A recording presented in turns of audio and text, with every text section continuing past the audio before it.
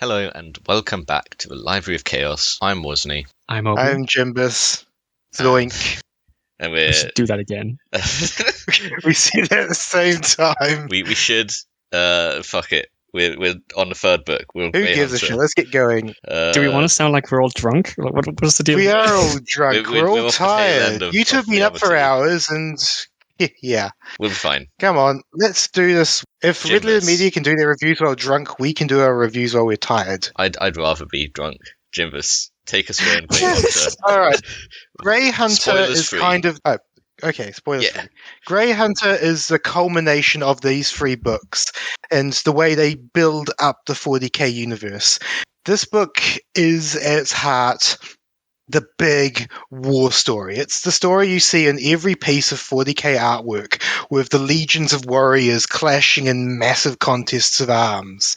This book is a big-scale battle with our hero as both one cog in the giant machine, but also as a hero who ultimately saves the day. That figure who, becomes a legend on the battlefield. Although in his case, it might be for all the wrong reasons, as we will surely get into. That's a pretty good description. I would say it also introduces some. You mentioned about the cog in the machine thing. I think there is an. Obium, you mentioned this in one of the other ones. There's definitely an element of inter-chapter politics that starts getting introduced here, which is quite interesting. Definitely. I also think the trend that we've mentioned in the past few books, which is the first book is very, here's an introduction to 40k. Second book is here we're going to introduce you, here we're going to throw some other things at you. This one starts to, I think, dig more into what it means to I think it tries to rest more on the setting or be more 40k than the other two. Yeah, in some regards, it feels like at this point they've decided that they've reeled the readers in. Say someone reads the first one that's written as an introduction to the universe, then someone reads the second one where they already know the universe, and then those people who've read that, they're reading the third one. And at this point, GW has its hooks into them. So it can afford to be less introductory and more a dig dive into what this universe looks like. Yeah. So also potentially trying to sort of keep you for further stories if they're planning to write any more after this, because we get even more information on various characters within the chapter. We find out a few more characters. Obviously, we've lost a few over the last few books, so now we get an introduction of some more characters that are going to be potentially carried on if there's any more stories after this, which we know there's some really fun bits in this book. It really does feel like each book I honestly feel gets slightly better because William King is building on them as he writes, like Abnett does. So I have a slightly different opinion, but I don't know. I don't know if I'd say it gets worse, but I think there are some unfortunate consequences to the fact that it has gone more 40k. And this is where I want to contrast these books to Abnett's books. Because when we read Abnett's books, when we were in Gaunt's Ghost, we commented on a lot of things about how, this is something Abnett created, and now it's part of the setting, What became really clear to me reading these is there's a huge amount of things King wrote which did not become part of the setting. And the more 40k the book gets, the more things there are which I look at and go, ooh, that's not really a thing now. Oh, that's not really Here's the thing. It's more obvious then, I guess. It's interesting in that you say that, but also the fact is the things that we don't see further on are changes made between editions as the setting has set itself out. And I think a large part of this is the fact that King didn't stick around to reshape it the way Abnett did. As you mentioned much earlier in the episode, or even the previous part of the episode, the office politics around King disappearing from Black Library. Yeah, okay. So I don't know. It's also, an interesting one because Abnett's stuff has been adopted. Yeah. If he had a bad falling out with members, like you seem to suggest was the case, it could very well be that certain people wrote lots of his stuff out of the lore. I never liked it anyway. Yeah, that sort of mentality. Yeah. Or maybe the fact that some of his stuff was counter to some other people's ideas might have contributed to it, if it happened. This is just rumor. It's hard to really know because we won't know what kind of we should transpired not between ever members of make Game Workshops. speculation on stuff we do not have any knowledge about. It's more or less the interesting thing for me is that this is all stuff that was canon in like second edition.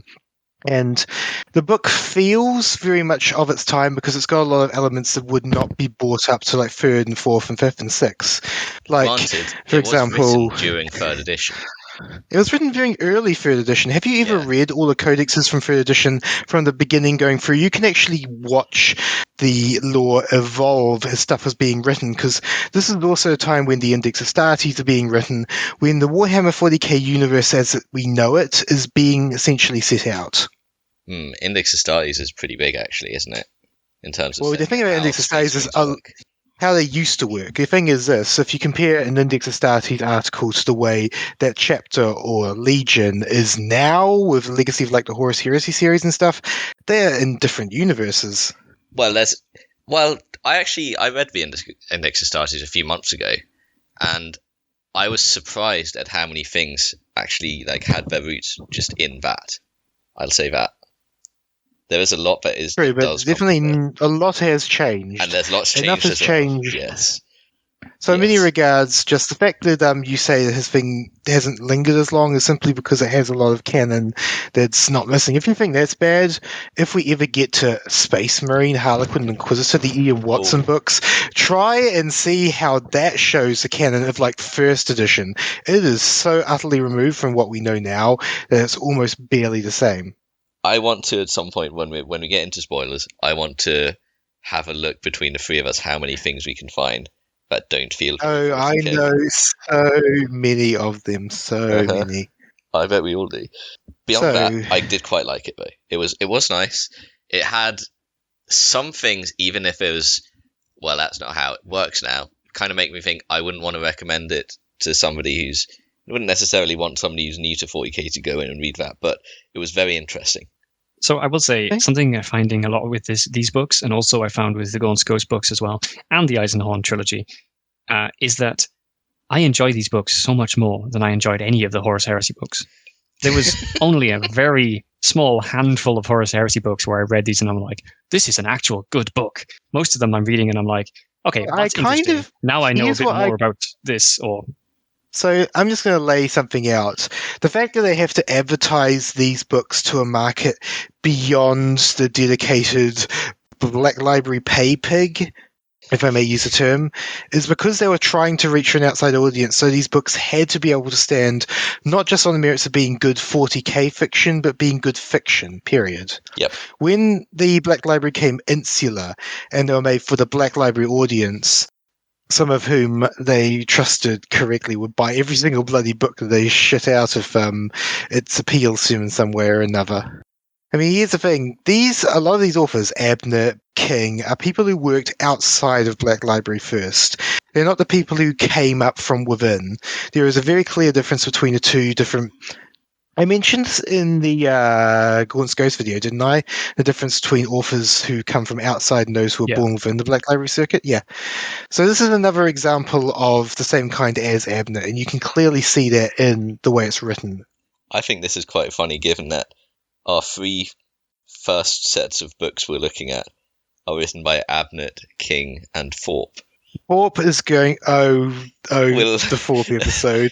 We're going to have fun with that. We'll get there. But I just think that's very interesting when we're talking just in the context of what you just said.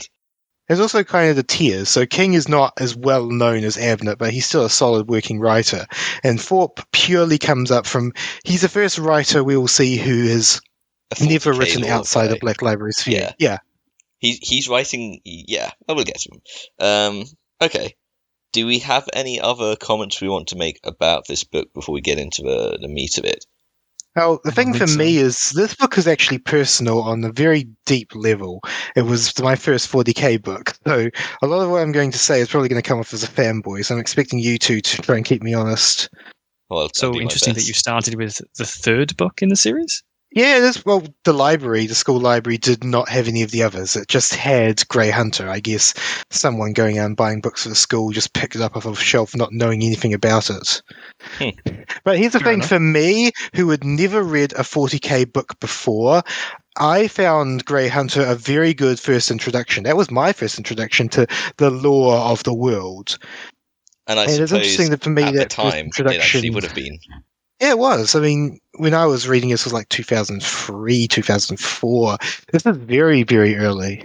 Hmm. I think this is before the Alright. switch over to 4th edition 40k. All right. Yeah, that's an interesting background though, so we'll keep that in mind as we go through. Yeah, but that's also helpful because it helps me judge it as a first introduction, which you two are kind of doing less because you two, well, your introduction's been a lot further down.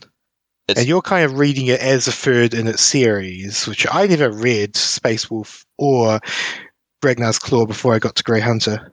Yeah, okay, that's interesting. I mean, this one's obviously it involves a lot more politics and a lot more like, as wasn't he said, intricate 40k stuff. Which I think the fact that it's intricate, more 40k stuff made it more interesting to me because it had all these wonderful little details that really flesh out any kind of fictional world. The sort of thing you find like Dune. I'd say this thing's good at setting out a lot of the Byzantine nature of 40k any bit as much as anything Abnett did. You know what? King does not need to be as good a writer as Abnett to be able to sell the same thing well. I will say, there are one or two things in this book where I felt it felt a little worse written in some. I have one specific regard I want to say.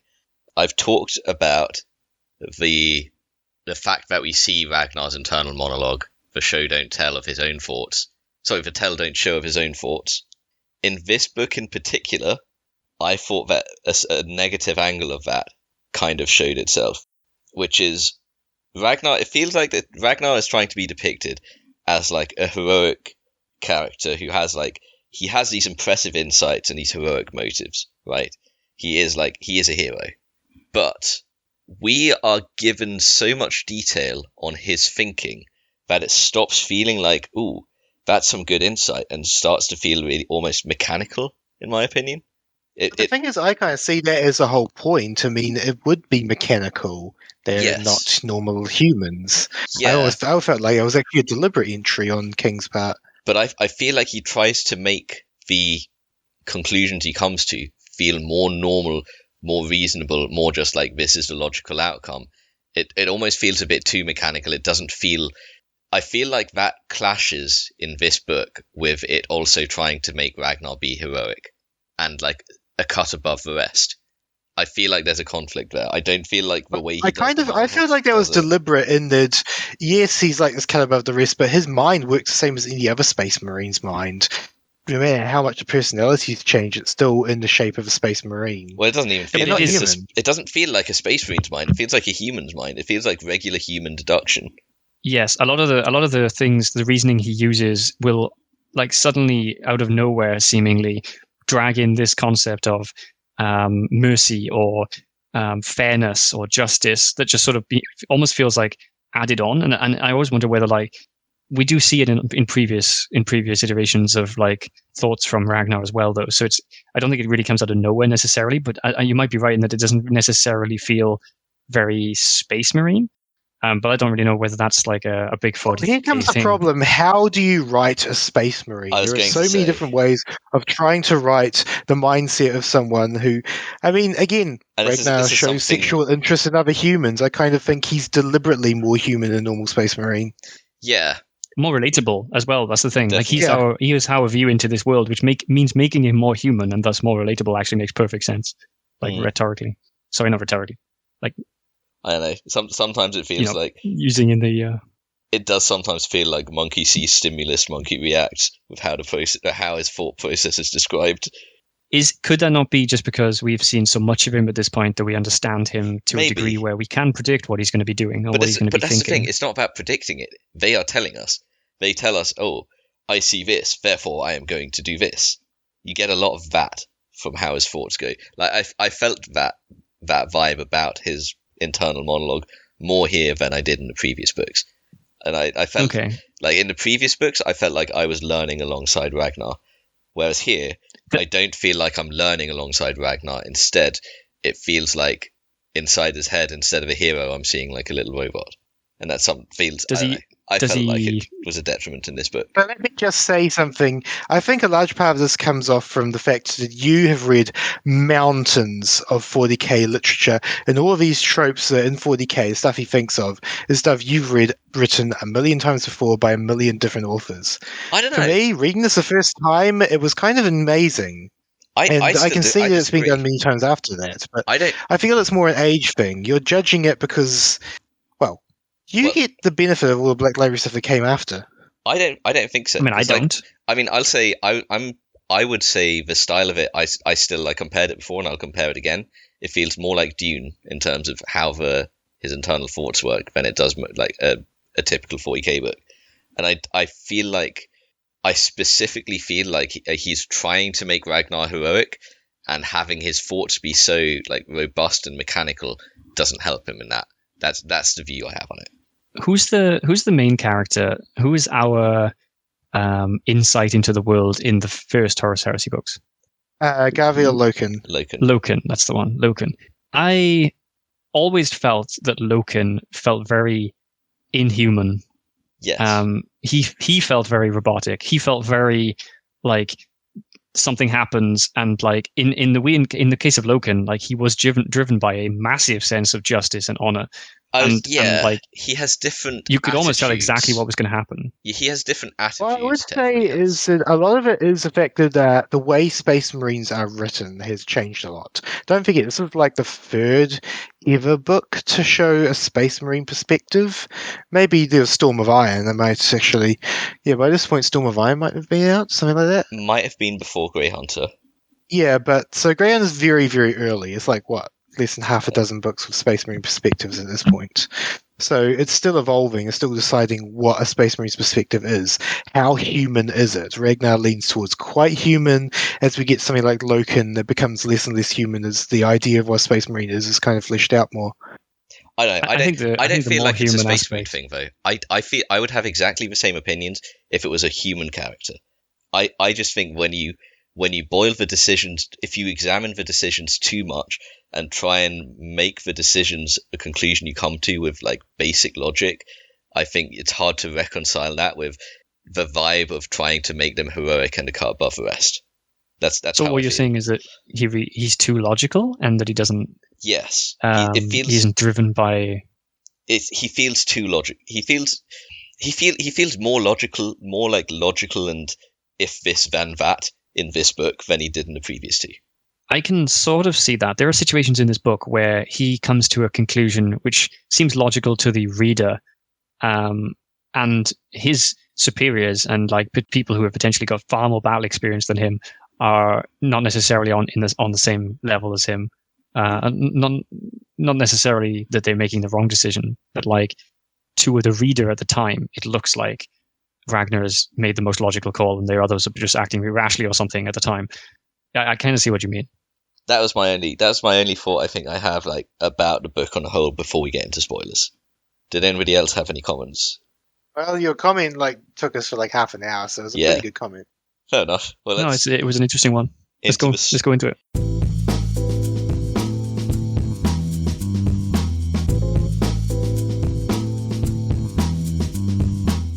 Okay, so the plot of Grey Hunter is this. There has been a massive chaos invasion of a space wolf shrine world named Garm. On there is a holy relic, the Spear of Garm, a weapon that Leman Russ himself used in the ancient times. The fear is that this chaos invasion is to try and capture the spear, and who knows what they might do with it. So Ragnar Blackmane gets to see 40k for the first time. And by 40k, I mean, so the background pictures in almost every single codex is the big armies clashing, the heroic space marine with his sword held high, yelling a battle cry into the heavens while waves of orcs or evil chaos worshippers pour in.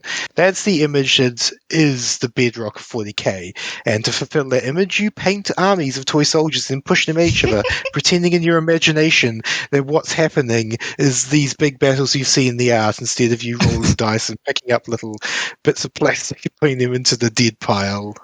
Thank you for that hugely inspiring description of tabletop gaming. I enjoyed that. I've been tabletop gaming since I was like 9. I know it's far too well. So before we get to anything else, though, we have to acknowledge that there is a prologue once again. And in this prologue, we see Ragnar being confronted by a bunch of his admiring soldiers as the Wolf Lord that he is. We get the introduction of this title, Wolf Lord. Yes. And we will find out soon what that means. And we're it's kind of interesting. Sorry, I just want to point out, notice the progression in Ragnar and the opening of each of the 3 books. First one is Ragnar is showing off what it means to be a space marine and then almost dies. Second one is Ragnar is leading a pack and deals with loss again and considers something about that Nurgle thing. Third one is Ragnar is a legend of the chapter and is having to deal with the blood claws because of it. So he gets asked a specific question, and that question is, how did you become a Wolf Lord without being a Grey Hunter?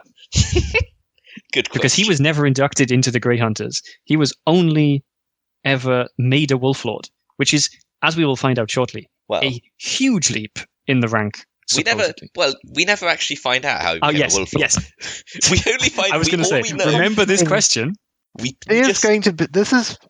assuming we find out. I'm assuming we're going to. It cuts off before the book story's over, before it gets to that point. So I'm assuming. Don't tell me if I've got this right or not. I want to discover this when I read it. But I'm assuming that book 4 is going to have the finish of this story of how he stops being a Bloodclaw and starts and skips Grey Hunter. Well, that's a spoiler for the opening 5 seconds of Wolfblade. Wolfblade is so fascinating. So fascinating, and it's a shame we can't talk about it today. I'm glad when we talk about it next time we'll be rested, because Wolfblade is unique. It is a fascinating story. It is the first story, and was the first story for years, for a decade, to be set on Terra, on planet Earth itself. And there's Planet of the Apes references in there. Oh my god, I can't wait. Holy crap. Okay. Yeah, this is sounding insane. Like, you described the second book in this series in a way that made me have to read this trilogy. So you now somehow managed to do the same for the next one. So we should actually say your way of just to clarify, Jimbus's way of describing the second book in the series to Obrium was Ragnar gets pissed on by an orc. And then they have a race through the city, and I was hooked. Like, at that point, I was like, I have to read this. Like, this is next level. This is next level Space Marines. And you got everything you asked for. It did. That was the weird thing. It was exactly like you described, and I didn't believe it. Oh, I believed it. So, to quickly go back again, as you said, wasn't he? Remember that question. Remember that the question is how he became a Wolf Lord without becoming a Grey Hunter, because we will never get an answer to that, and it is incredibly annoying. So, we have that, and then it starts off with Sven and Ragnar waving their dicks about as they hunt some sort of fiend on the ice. And Ragnar banter, which is... Here's the question, is it the best or the worst part of all 3 of the stories? How well do you think, because William came from both of you, his banter is terrible. Sven's banter is the best part of this story, and it gets better it's gotten better as the 3 books have gone on. I loved Sven in this. I love Sven in this. The crazy thing I got the feeling that King also fucking loved Sven as a character. I think he does. And the crazy thing about these conversations is that they are more realistic than any smart ass, like actually smart conversations that people have between you two. Because like the amount of times that they make these jokes, you can tell like there's no way they're going to be clever every time they make these jokes. It's the same joke over and over again. Like, this is what actual conversations look like. Yes, this is actual banter. This isn't a Marvel movie This isn't a Marvel movie quip into a sarcastic response. This is like actual like just ripping on each other for the sake of it because that's how they interact. It's and this is only the stuff we see. Yes. Imagine what happens when we're not looking at it. This is two friends ripping on each other, written as 2 friends ripping on each other would actually be. This is it's interesting because I compare this, like, there's famous stuff about the bromances of Warhammer. There's a lot in the Heresy series, like Antioch and Pollux. This is far more of a bromance. Khan and Argental. Okay, And I'm like that's a thinking, big one. comparing how those ones are written in the future to how Sven and Ragnar are written now is fascinating to me. Because you can also see how friendship between Space Marines evolved over the editions. Because in the Heresy, they're all based on a foundation of strong respect. Whereas here, these aren't two people who respect each other. These are two friends. That's it is truly wonderful. Although as we see, that comes with a lot of respect, obviously, and that is almost like it's almost like an assumed addition to their relationship, simply because we see them doing this sort of thing. And it's kind of funny actually, because they have throughout the story they will have two very new blood claws with them, and we get to see everything again, because now obviously Ragnar's grown up a lot. He understands a lot about the 40k world, whereas we still need a character that is going to be amazed by everything that we haven't yet seen. So in our viewpoint is almost sort of projected kind of onto some of these new blood claws who will be seeing things and hearing things, but they have no idea what the hell's going on, and very much will be in our situation. Speaking of the blood claws, I've got a question, Jimbus. Ragnar. Yep. Was Ragnar a character before? Ragnar was a character before these books were written, right?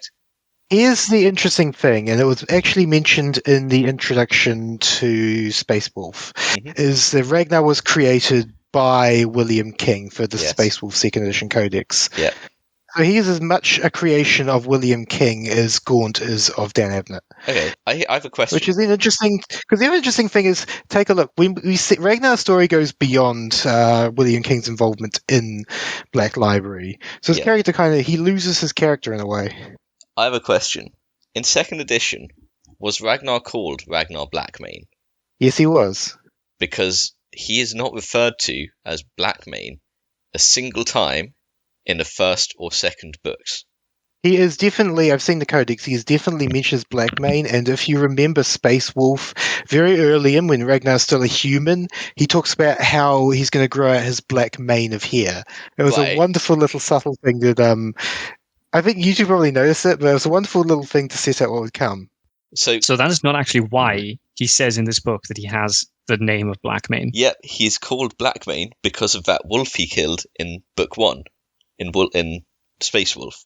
And until this point, until this book, at no point has he actually been called Blackmane.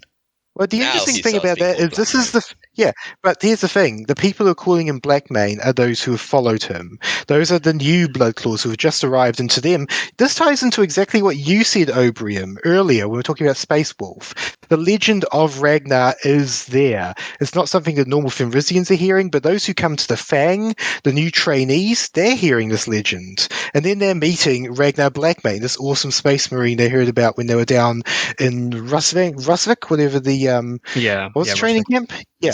This guy so who killed what you were the talking Fenrisian about. wolf on his trials. And there's a really good part to this which I was going to bring up later, but I can do it now because it's relevant. We see at this point only the Bloodclaws call him this, and this is like the nickname that they gave him, and he's sort of slowly adopting this, and then we finally see it be used by the Wolf Lord of their company. And it's sort of like an acceptance of, this is now your title. You are Ragnar Blackmane. That is you now, because it's sort of accepted by somebody who's in far higher position of authority of him, as well as just the people who follow him. That went right over my head. It is really good. Like, I'll say this thing, building up Ragnar Blackmane is something that these 3 books do really well. Yes. You do see him progress, and he's not at the Wolf Lord level at the end of this book. He's at like a cliffhanger, which we'll get to. Yes. But you can see his slow, like, he grows and you grow with him and you watch him grow within this universe. Yes. And his ability to lead is a huge part of this. I don't remember which one of these books it is, whether it was towards the second one or maybe I think it was actually in this one, because he gets injured at the end of the second one. But he's melancholic a lot in the beginning of this book, and it's sort of like one of his challenges that he has to overcome is his. He's a bit moody. Yeah, and he's a bit. He's alone now. All of his friends are gone. He is the last one standing. He is a lone wolf. Lone wolves who like have a position of authority. Sven's still there. Sven died, didn't he? No. I'm pretty sure Sven died. He never became a Wolf Lord. I don't think he's. Is he there in the 41st? Sven is there in the prologue. He's there, like Yeah, he survives. Yeah. At the end, yeah. So We're getting way ahead of ourselves. Sven dies, and then it turns out, oh, he's not dead. Yeah, but then so is Grimskull is also there as well. Yep, Sturbjorn. Anyway, so to go back a bit, Oh, that's something. we just got through the prologue. Yep, we got through that. Sven and Ragnar dick waving. They get the red button is hit. All Space Wolves are recalled to the Fang. The sergeant comes, picks them Yes. up, brings them back, and they get told all of this. They get told. So we actually saw some Space Marine biology as well, which I didn't realize until I saw it in here. Which is that they have like a transparent second eyelid, which sort of goes over their eye or something. Mhm. I can't remember exactly what the scene was, but like something splashes on him or something, and he just like blinks his eye and like puts up his eye protectors and carries on fighting while he's got these eye protectors on. Yeah. Is that cool? When they out like culling they were out culling like they weren't trolls. What were they? They were some sort of Fenrisian spooky, some sort of Fenrisian thingy. Yeah, they gave me like a they were just doing a regular color of them. Yeah, something with poisonous blood or something. Anyway, because like it splashes in him and it like goes in his eye, but he like blocks it with the shield. And you get the feeling that if one of them had been fighting, they might have been in trouble. So they save each other and then shit on each other for it. And you do sort of see Sven's his building kind of it's not even unhappiness. He's like begrudging the fact that Ragnar is building this legend around him where whatever happens, everyone is going to assume that Ragnar did it. But it's kind of begrudging, but he also, I don't think you don't get the impression he actually cares that much. He's more just like having a moan about it. Yes, it's another thing to have a go at Ragnar for, which is part of their banter. Which is great. So they're in the Fang. They're being told what's going on. We get to see it. That's actually when we first start getting told about the Wolf Lords, isn't it? Because he's having a look at them and of how. Yeah, it's when we start to get our first peek behind the curtain at the politics of it all. Yeah. And in this point, we get to see. Oh wait, so the prologue where he's a Wolf Lord. This is the position he's in at the in the present. Yeah. We see this moment, and also when we're told about the Spear of Russ. Now, I had a question for you guys because I don't remember, even though I'm pretty sure I've read this. What does any of the events described here? Do any of those events actually happen on Prospero? None of this story isn't about Prospero. Oh no! Okay, I know what you mean. Where the spear? Okay, yeah. So the spear stuff didn't happen on Prospero. The spear stuff, I think, the lore of the spear is on Garm. The spear was okay. Here's the spear's lore as per this book. Garm created the spear. This world created the spear. Then Magnus and Russ fought on this world. And a space marine called Garm picked up the spear and stabbed Magnus with it when Magnus was beating up Russ, and Russ had dropped his spear. This helped Russ beat Magnus on this world. Then Magnus killed this space marine, Garm, and because of his martyrdom, his sacrifice, this entire world was renamed Garm after this one space marine. And the spear, which was created by this world, was returned to this world and left here as a relic. At the graveyard or gravesite or whatever it is, like memorial kind of thing of Garm. Yeah. Yep. So that is what this story says. What was this world called before this space marine did this? Don't know. I don't know. It never say. It never says what the name of the planet was. Also, I think it's interchangeably referred to as like the Spear of Garm or the Spear of Russ or Russ's spear. No, here's the thing. It's never referred to in this book once as a spear. Oh yeah, Spear of Russ. I think it might be called Russ's It's always spear. The Spear of Russ, isn't it? I'm sure it was called. It's a Spear of Russ in the Shrine of Garm. Ah, okay. Yeah, I mean, I wrote one thing in my notes and it was Spear of Russ, and I don't think I'd have written that unless that was what they called it. Okay, yeah. So it's the Spear of Russ. We'll go with that. So the Spear of Russ, yeah. This is in the Shrine of Garm. My question was just, does any of that happen in the Horus Heresy book? So this is an awkward one. That's a whole story. The only can we get to it a bit later? I just want to say there is a way it could happen, which is if after the heresy, Magnus attacked Garm and Russ fought him there. But even That's then, pretty much what it says happened. Very does it say it was deliberately. after the heresy? Give me 2 seconds. I don't think it says that. It just says Ross fought Magnus there. I don't think it specifies. Yeah, and I didn't notice anything that placed it time-wise, which is why I was trying to figure So out when if- exactly it would have happened. If we wanted to retroactively figure out where it Well, could it sit and says- make sense, it would be in the scouring. Here's the thing. So here it says that the Kian marked the spot where he fell in battle with Magnus the Red, Primarch of the Thousand Suns. During the battle, it had freed the planet from the domination of the traitor marines. So it's clear this planet was being ruled by traitor marines. So yeah, it's definitely post-heresy. It's implied to be in the scouring, I guess, liberating the planet. Yeah. Yeah. So, okay. So that could make sense. Although there are elements of this with the Spear of Rust that do not make sense. But we'll get to that later on. Yes. Okay. So, the Shrine of Garm has been taken, the Spear of Russ has been captured by the heretics, and now the Space Wolves must, as one, a full chapter, go into battle. So we get to see the macro size of what war in 40k is, which is the core of the story. This is a war story, more than either of the others. The other two aren't war stories at all. All but one company Yes. are going to war. And I found this kind of interesting because they say here that, and this is obviously information that's injected into Ragnar's brain, so we're getting it from Ragnar. And he says, in the past, 3 separate times, everyone that went to battle, except for the remaining company, died. Meaning that somehow this chapter of Space Wolves has recovered from 90 absolutely most of them destruction. Yeah. Well, as we discover, that is actually more common than you might think, that they come to the very edge of destruction. In fact, the way a Space Marine chapter is founded and organized is specifically in case they lose almost everyone, because that seems to be a regular occurrence. Okay, because I don't know how exactly Here's they the thing, multiply in terms of the gene seeds and such. The Space Wolves aren't even the only first founding chapter to get all but wiped out and then basically refounded from a company. Mm-hmm. Although it is interesting that they've done it 3 times in the last 10,000 Yeah, well, the Space Wolves have apparently done it 3 separate occasions, which kind of blew my mind, yeah. There's been 3 separate occasions where 900 Space Marines die, which that's a massive casualty rate. Yeah. So. Okay. Well, Space Wolves have a bit more than your standard chapter, don't they? Although I don't know if that was the case back then. It wasn't the case back then. Okay. A lot has changed since. So how many of these Marines? So let's say, I mean, there's probably a low number considering, as we found out, they've been wiped out all but one chapter, all but one company like 3 times now. How many of these Marines would potentially be Marines so old that they might have been alive in the heresy? 1. 0. 1. Just Bjorn. Just Bjorn. Bjorn is the only Space Marine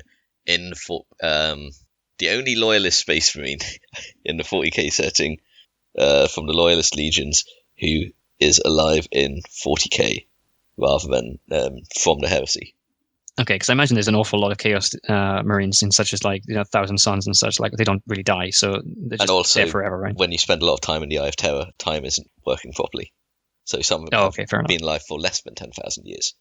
Okay, fair enough.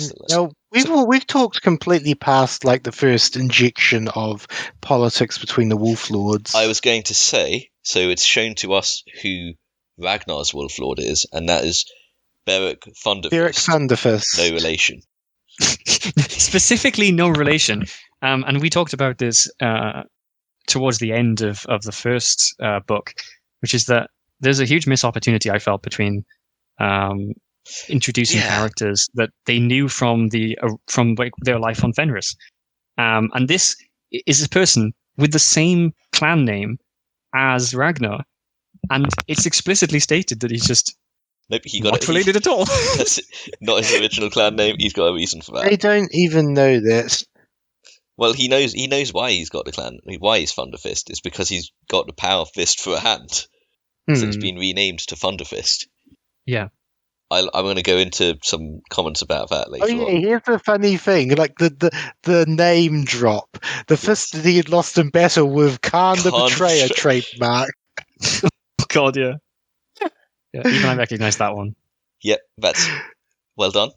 Well done in fighting Khan the Betrayer and just losing a hand. Just losing a hand, yeah. I mean, wasn't he the guy? Wasn't he the guy that had also defeated 3 Gargants in battle as well? Probably. I don't Because remember like which one that was. he lists off like a series of like achievements of this guy, and I'm sure this was the one I was thinking of earlier, where it's like he killed 3 what is equivalent of Orc Titans from what you said. Like that seems kind of insane. You know what's kind of funny? The way that Berix talked about his striking mane of long golden curls. So what he had is these long blonde, yeah. Calm down, Sanguinius. That's actually all what I of was his, thinking of. I was like, what I was talking about is Beric basically a blood angel who accidentally got lost in the Space Wolves? well, all of his lord's guards, like all of the guards that are part of his retinue, are also described as being tall, blonde, and blue-eyed. Are you sure? I'm pretty sure they're definitely described as having long blonde hair. I don't specifically remember the blue eyes, but I feel Okay, like it was good. like I don't know. You sounds like you were reading something you probably shouldn't have. Well, you know, the thing is though, like, blonde hair is quite common in the Nordic countries. well if they're describing a Nordic features, then the blue eyes would also be quite common there as well. Yeah. Don't know why everybody like thinks of Vikings and jumps to people who are like redheaded. It's like, you know. Really? Yeah, I think that's a common thing. That doesn't fit with what I know at all. Okay. Well, it was commonly mentioned read here in Roman histories of Britain, like the Tacitus, but that's not that's a the topic for Celts. this. That was the Scots, actually. Scots are Celts, aren't they? They are like part of the same group. Right, Scots, Irish, Welsh, western coast of France. Anyway, yeah, we could probably cut all that. We go on. We have to cut, but we'll get there. Beric is described as like the most heroic wolf lord, partly because he throws people into the meat grinder to achieve glorious victory. He's also the wolf lord most obsessed with PR from Ragnar's perspective. So like Ragnar notes multiple times, especially at the beginning, but all throughout the story, that Beric's one sin seems to be that he is all for self-promotion, like incredibly up for like just promoting himself in every chance he gets. But that's actually kind of interesting, isn't it? Like, it's not a trait you'd normally expect for a space wolf, but it kind of fits. It gives more variety. I mean, that's Cato Sicarius for the Ultramarines, isn't it? And it's a big part of the politics angle of this book. Yes, and this is brings to a question. It's mentioned that you need to be able to manage politics and diplomacy to become and act as a captain or a wolf lord. Yes, and Ragnar says, you know, if you were driven enough to become a wolf lord, what is to stop you trying to become the great wolf? So this is the question I wanted to ask you guys, because there's in a chapter of basically immortal people, obviously the only great killer is battle. So in the wolf chapter, this is one of the few chapters where I can imagine there actually being turnover, because if your leaders lead from the front, which seems to be the Space Wolf way, that is the Space Marine way. That is the Space Marine way. It seems weird though. If you have someone who's trained as a leader for like hundreds and hundreds of years, why would you be like, yeah, well, you should definitely be on the front line, guys, because you've got when we lose you, make you practically invulnerable. And also you're heroic, and also you are a space marine, you are born for battle, you want to get into battle, and you're in charge.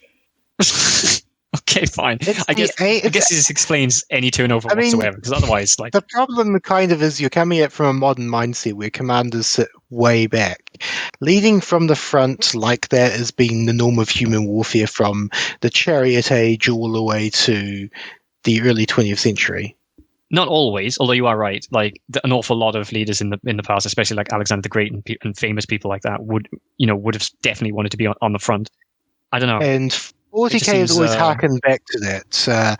Another author we shall eventually get to, Dembski Bowden, described it as the Bronze Age crossed with World War One, but in space forever. Space forever. I like that description. There's Aaron Dembski Bowden, isn't it? Yeah. Fair enough. But that makes sense. I can get behind that. So we're getting to the next step now, which means we have to mention again King's obsession with Space Hulks. He fucking loves them. Is that how they arrive there again? Chick. Yes, this is so. No, so what happens is they go to the battle. There's a massive space battle, right? And they all turn up at this space battle. And he just casually mentions that there is just a Space Hulk there as well for some reason, because Space here's Hulks the are always thing. attracted to battles. What? Oh, but Okay. here's the fun thing. Don't forget, I'm just going to read that. He could see that the sky was filled with ships. A monstrous red spear represented a space hulk. Amazement filled him. Those evil structures got everywhere, drawn to battle and war as inevitably as vultures to carrion. How did they manage it? Did some demon god guide them? He dismissed the thought and concentrated on the work at hand, plucking information out of the data stream. So he makes a meta commentary about fucking space hulks. They're just attracted to this thing, aren't they? King How- kind So of covers we're saying- it How do up. these space hulks keep on getting more and more spaceships? Oh, I know a way. What- Maybe why- they can show up at battles. Why do I just keep having to put these Space Hulks in my stories? I don't know how it happens. It's just That's The the thing. iconic space. That's William King, like in universe having Ragnar think they get everywhere. How do they manage it? Does some demon god guide them? Yes, a demon god named William King. yeah, this is like Gaunt explaining after the fact. Whenever the plot element happens, Gaunt explaining afterwards why it makes sense. I mean, this is Ragnar's Again, attempt. this is early enough in the existence of 40k that you have to have Gaunt and Ragnar explaining these things. This isn't like there isn't such an established bit of lore you're supposed to like know all this. Yeah, but the It's space still hulk doesn't teaching need you. to be there. You've rated this, and this is Yeah. a very good point. And- Is this like an I iconic? kind of I want to draw a comparison here, which is that this is maybe. Could this be considered like an iconic thing that King puts in his books, similar to Stephen King putting in homeless people who want to give blowjobs? It's just like inexplicably, You there's know, always I one thought there. you were going to talk about Stephen King putting alcoholic authors trying to write books. No, I think maybe they're the same same homeless person. Am I wrong? I Here's haven't the read a thing, huge amount of Stephen King, to be honest. I was talking about Stephen King, but as far as that goes, spoiler warning: there are no Hulks in Wolfblade or anything going forward. No. You know what? I don't want to read it anymore. Like, what are we going to do without the Space Hulks?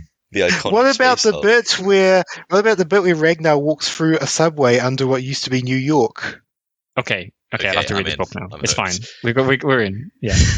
All right. Okay. So Okay, so we have the Space Hulk that just turns up at the random battle, and then we have a space battle, which is really interesting, I guess, from a perspective of if you The haven't fun really. thing about it is that the space battle, most of it is like Ragnar watching it from his little room up until the point where the boarding action comes. It's time to get your chainsaw, get your bolt pistol, Well, let's go. It kill has some to be shit. though. It has to It's- be because we have to see the space battle, and we can only see it through Ragnar's eyes. it's So not we the actually take best. part in it. It's not the best space battle I've seen. It's not the worst. It's a solidly okay space battle description. I just want to say that And So because what space would you battle. say I the think- best one is then? Or for the worst, for that matter? What's your best and your worst compared to this? Oh, I think I don't. I'm not going to name stories. I'm going to try and name. I'm going to name authors, and Let me think. I think best is either one written by John French or Aaron Dembski Bowden, and the worst Mhm. is written by Annandale. Yes.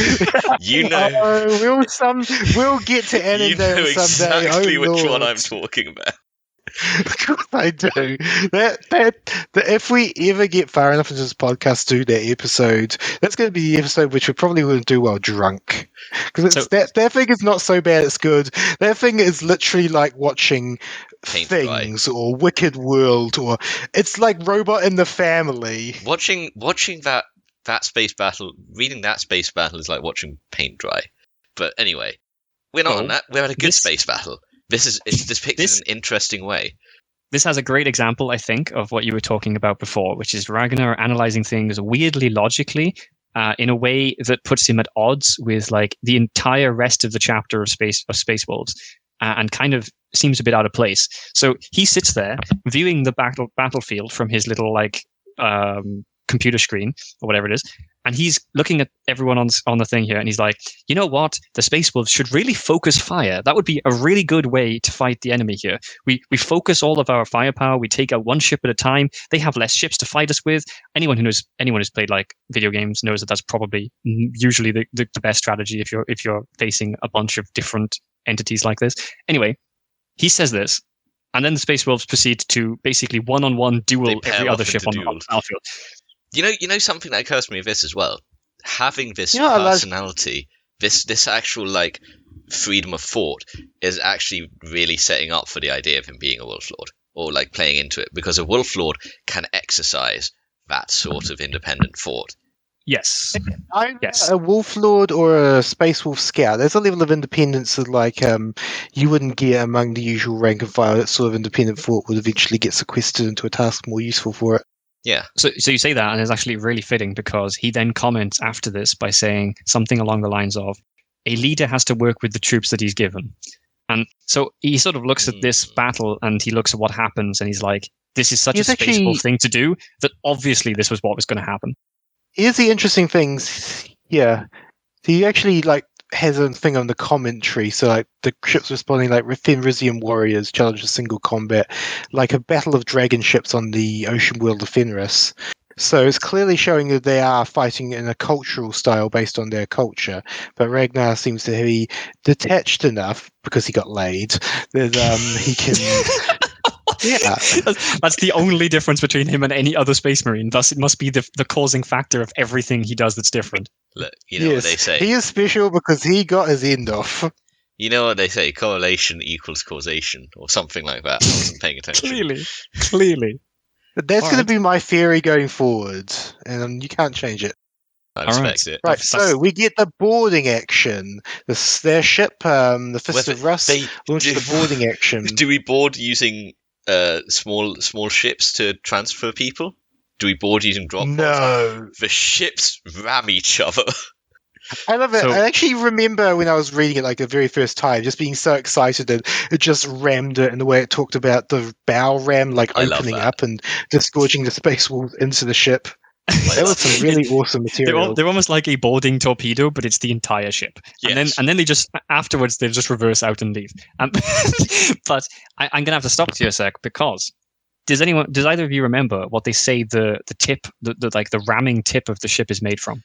It's made from the hardest material. I believe. No, it's not adamantium. It's the hardest material known to mankind, neutronium, which I've never seen mentioned in any other 40k works. And there's a reason for that, because neutronium is 10 to the power of 12 times denser than steel, which means it's a trillion times denser than steel. If you made something like a ram for your ship out of neutronium, it would be beyond like moving. Your engines, you'd have to build engines specifically for the ram. But you're in space. They did. I mean, on the one hand, here's the thing: weight doesn't matter in a weightless environment like space. Ram could be ways. Don't talk physics of inertia. Inertia is the entire like movement of your ship. Like if you increase the inertia of your ship by adding something with a mass that is astronomically insane, like neutronium, then your engines have to be astronomically more powerful to be able to move. Your acceleration is key to like space battles. Like I want to point something out. How big? So don't forget. You know how big a Space Marine strike cruiser is? It's like 6 kilometers long. It weighs like 6 million tons. And they don't describe the prow as being made of neutronium. They describe it as having a neutronium tip.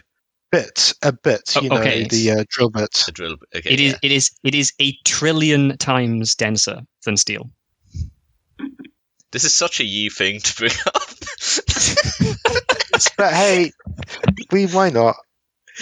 I mean, it's just extreme. Like it's one of those things where he probably used it because it's a space word, and he's probably saw this somewhere and was like, "Oh, this will be cool. I'll add this into my sci-fi setting." And later on, they probably never use this again because they realized this is insane. Like that would be absolutely ridiculous for what it does. I just tell you so? Go on. Okay, Obrim, can I just tell you one thing? Be glad you've never played Stellaris, because you'd have a fit when you saw you could harvest neutronium in that game. I've played in Stellaris, but technologies. No, because in Stellaris they also build Dyson spheres, which at that point you're like a level 4. No, what's it like? Level 3 1 Kardashev. No, what have you done? You're a level 2 Kardashev. That's the one, yeah, level 2 Kardashev. But at that point you're probably at least able to think about it. And you know, when you start doing this to multiple systems and building like rings around your entire solar system and shit like that, you're probably getting to the point where you have the technology. And they have an antimatter decompression. No, they have a decompression thing for black holes, which is like okay. This is all these are all sci-fi concepts that are possible if you have enough energy. Okay, Overham, you said the other writers likely realized this was ridiculous and decided not to include it. I don't think a single person working at Games Workshop looked at it and went, "Oh, the physics doesn't check out here." I'm sure Abner did. I don't think I believe in him. I believe in him. You have explicitly pointed out to me things in Abnett books which didn't make sense scientifically, and if you don't remember them, I'll point them out when we get there. They're usually more subtle than like the heaviest material known to man by such an astronomical amount that it would weigh more than the rest of the ship.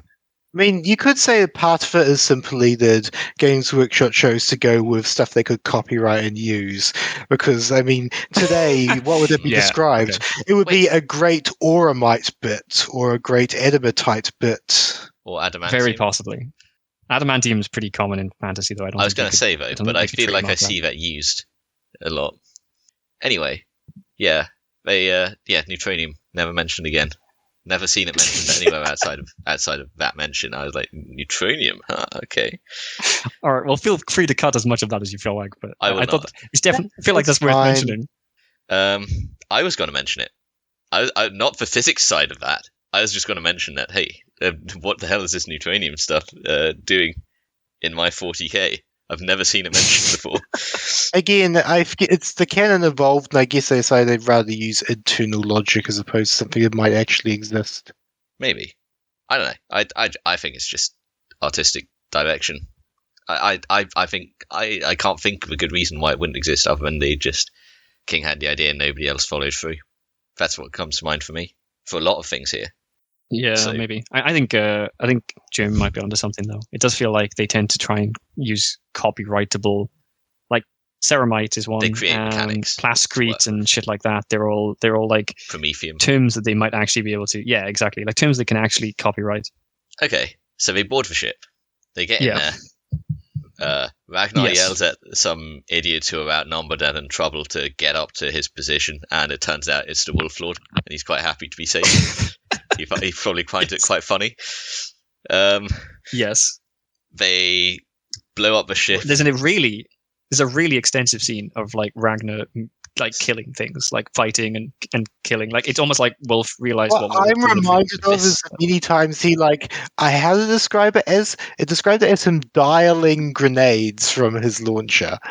Like dialing a phone or something like that. Which I thought was hilarious. He throws dozens of grenades like he's an automatic so he dispenses the grenade, he throws it, dispenses the grenade, he throws it like quick fire. You know, a phrase we haven't used yet that I think applies to the last book, but especially to this book and this scene, that applies to a lot of 40k literature, is bolter porn. I think you were going to say gratuitous violence. Yeah, I'd say that. It's actually bolter porn. So, shall we define what bolter porn is? It's basically extended Space Marine battle sequences where we see how awesome a Space Marine is by them running around with their bolter just blowing up mindless mooks by the 100 or cutting them to pieces with a sword, similar. That's a good description. I will say, yes, excessive violence. This is one of the earliest. This is probably the first example of bolter porn, you could say. Yeah. I mean, bolter porn it's an evolution of, you get similar things in like a Cohen the Barbarian story where Cohen slaughters his way through the mindless mooks. This definitely felt like the first properly extended fight scene, where you just watch Ragnar just murdering shit for a while. I might describe the Space Hulk scene as the first bolter porn scene. There's we could say this is the example. And what could be interesting is, as we go further forward, I think more here, because here, Ragnar is not just one among many, he is supposed to be the hero, and so the bolter porn is him, he heroically saves Beric. And it's kind of the bolter porn. And then after later on, he describes him mowing his way through these. Yeah, it's just them gunning people down. He has a fight on some stairs, and then down at the bottom of the stairs with dozens and dozens and dozens of these things, and he just here's the other interesting thing. So let's compare this to a battle scene in a Gaunt's Ghost book, Necropolis. Because they aren't invincible Space Marines shooting bolt guns. They're having to use strategies. We're seeing them It's not just I'm running through here and just murderizing everything I see. It's a Yes, few like my las guns. we're kind of like watching the ghosts, and we're kind of, I guess, we're concerned because like it's like, okay, they're in this massive fight, and when they succeed, it feels like they've really, really, really definitely achieved something because they come out and there was no casualties. Like that's amazing. They must have used perfect tactics. They must be really good at what they do. And then with like the Space Marines, it's like, yeah, were you expecting him to die? Like one, he's the main character, but Bang, like two, bang, like bang, bang, bang, bang, he's bang, also bang, bang, bang. the Everything entire dies. point of a Space Marine is that Space Marines are specifically made to be bolt-upon killing machines. They're not Imperial Guard. They are the ones who are sent in at the most great odds to just slaughter everything. Yes, and I will point out that all throughout these fight scenes, you see in like almost every scene in these books when they're like in a fight, I feel like King does a really good job of getting across the speed as well as the strength of all of the Space Marines. Like, Yeah, you really do feel like they are super soldiers. They are more than human. They are more than your ordinary soldier. Very different to the ghosts. When the definitely, enemy and it's like he aren't goes running in out of his fear, way. it's impressed how insane it is that they are not running away. Yes, yeah, and he goes out of his way, I think, to describe their speed a lot more because we already know how heavy they are. We already know how ridiculously strong they are. There's the scene where he crushes a rock in like the first book. So we already know that they're strong and heavy and like ridiculously protected. But he goes out of his way to constantly remind us that they are ridiculously quick. Well, they are very quick in making. They're also. I like the scene like right at the end. They like barely make it out, like seconds to spare. They all make it, and Ragnar's like, "Wow, Beric set the timing on those charges perfectly." Wonderful. It's an action movie, and that's the fun, isn't it? I mean, let's talk about But action movies. it's How often inverting is a that trope. hero? Yeah, It's not just saying like, "Man, we were so good, we made it before the time was out." It's no, we set the timer, and we knew how long we'd take. The guy who set the timer was right on the money. That's not normally the dynamic there. but that's the whole point of a Space Marine. They're supposed to be that kind of. They're Arnold Schwarzenegger, like times 11. It's kind of funny though that he says that after quite clearly seeing that there were so many random events that led to them getting back to the ship that like any one of them could have meant that they were delayed by like 20 seconds, at which point he'd have lost his entire squad. It's kind of crazy. Yeah. An action movie. It's wonderful. Oh, and we see one of the best examples of Ragnar losing his nerve and the claustrophobia that you were talking about. So they have to crawl through a part of the tunnel that's been collapsed, basically. And he almost doesn't. Almost doesn't go. Yeah. They're like, "What the fuck are you doing, Ragnar?" He's like, "Okay, I'm going," and he gets in. Yeah. And so he sort of lost his nerve after Ragnar's one weakness: enclosed spaces. Well, it's not even just that though. I feel like it's building on the fact that he seems to have a bit of battle uncertainty because of the injuries he took at the end of the second book. Mm-hmm. So like he survived, but he was massively injured, and he seems to now be like very unsure about himself. Like he pauses in the middle of a fight earlier on as well, and nobody notices. But he was like he's constantly worried that somebody might have seen. Yeah. So they successfully blow up the enemy ship in their boarding action, and then after that they all get together for a few drinks, and they use the special Fenrisian ale that doesn't have a name at this point. It's simply called Fenrisian Lager. Later on it will be called Jold. I like its description. It contains ribald root, a herb that suppresses the Space Marines' usual ability to metabolize poison, even alcohol, and allowed them to get drunk. So they're like actually drunk. It's kind of interesting that exists, though, and it's surely very, very important to the lore of the universe, right? Because suddenly you have this way that you could actually poison Space Marines quite effectively. Oh, you can do that. It's called Nurgle and warp shit. The only people who care about poisoning Space Marines rather than just straight up murdering them in some other way would be things like maybe Dark Eldar, who'd absolutely have the sort of bioscience knowledge to be able to do that sort of thing. Or the Imperium? And what do you mean, like Inquisition? You mean like if the Inquisition wanted to disappear the Space Inquisition? Marines? Yeah, or like the Assassins Guild or whatever they are. Yeah.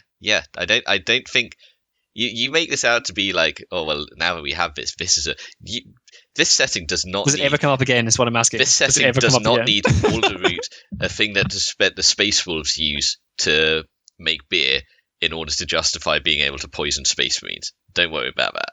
Normally, I don't know. I've just seen most things that can poison Space Marines don't really go into any detail on how or why they can do it. You can fill in the blanks. I've just seen Space Marines survive so many other stupid things. Oh yeah. But you can fill in the blanks on why those things are able to poison Space Marines with Boulder Root if you so desire. All right, fair enough. I'm just it just seems interesting that they introduced this thing that exists, and it seems to be for the sole purpose that they can get drunk, which is I find kind of hilarious. Yeah, I mean, presumably it and other things are also there are things that can bypass a Space Marine's metabolism, like ability to protect them from poison in combat Nurgle settings. tried pretty hard in the last book and didn't really do that much. They did pretty well. They definitely killed some things. They keep constantly getting fevers. He's like, "Oh, we have a fever," and that's his description of Nurgle is somehow affecting us. They're getting more and more sick over time, which isn't what happens to Space Marines normally with sickness. All right, so yeah, that makes sense. It's wearing them down. So they're the after drinks, so they're drinking their lager, and there's a whole talk about how they fought Gene Stealers, and Ragnar gets all melancholic, which of course is kind of his character development. Yeah. And then, he goes into a dark mood again, which Sven has been noticing he does a lot more. So there was an interesting use of a word, and I don't know whether either of you noticed this. Earlier on in the fight scene with the ships, they used at some point someone opens what they call a postern gate. Now, my knowledge of that is only that I believe they're used in castles, right? So they're you have the main gate of the castle, and then you usually have a tiny side door, which is almost unattackable because it's so small. You couldn't put an army through it, right? So it's basically just there for you to supply the castle with in the case of a siege or something like that. Mm-hmm. But it's the equivalent to the vents from Among Us. Yes. But it's just amazing that they use it here in this context, because it's sort of suggests the sheer scale of the ship, and it's basically a giant castle that just floats through. I can't believe. I mean, here's the thing: Abnett does far more creative uses of even more archaic terms to do with fortifications. In a later book, he talks about a fortalice, which is the name of a old fortification from Saxon times. Huh. That's a deep cut. Yeah, that's cool. I just I noticed that, and I thought that's an interesting use of that word there for naval stuff. I don't know whether that is used in real life for naval stuff actually, but that mostly used for fortifications. There's one in the Tower of London. There's also a couple in the city walls of York. It's very British. There's plenty in castles. I've seen plenty of castles where in Britain. I have never seen a castle in my life because New Zealand is way too young. Sad. Much sad. So they drink and then they drink. Yeah. They're drinking and then they play chess. Yeah. Oh shit.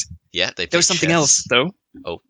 Sorry, go on. Good talk about the chess, and I'll come back to this. There's another physics thing which I really liked. You go. You go with the physics thing. When they're on the fight, right? They're in the fight, and there's someone screaming on the comms about being attacked in the rear guard, right? Mm-hmm. And they fire a bunch of explosions off. And Ragnar comments on the fact that he hears the explosions through the comms, and then it echoes through the corridor because it's coming through the corridor as well. Mm. But the comms are faster than the speed of sound. Yeah.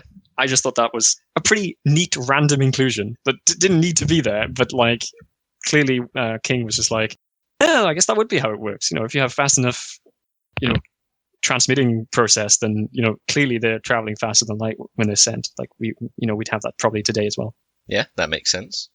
I just thought that was cool. Sorry, go back to the chess. Because the thing about the chess is that it sets up a very big plot point, almost as an aside, that is not in this book at all, but is a massive feature of the next one.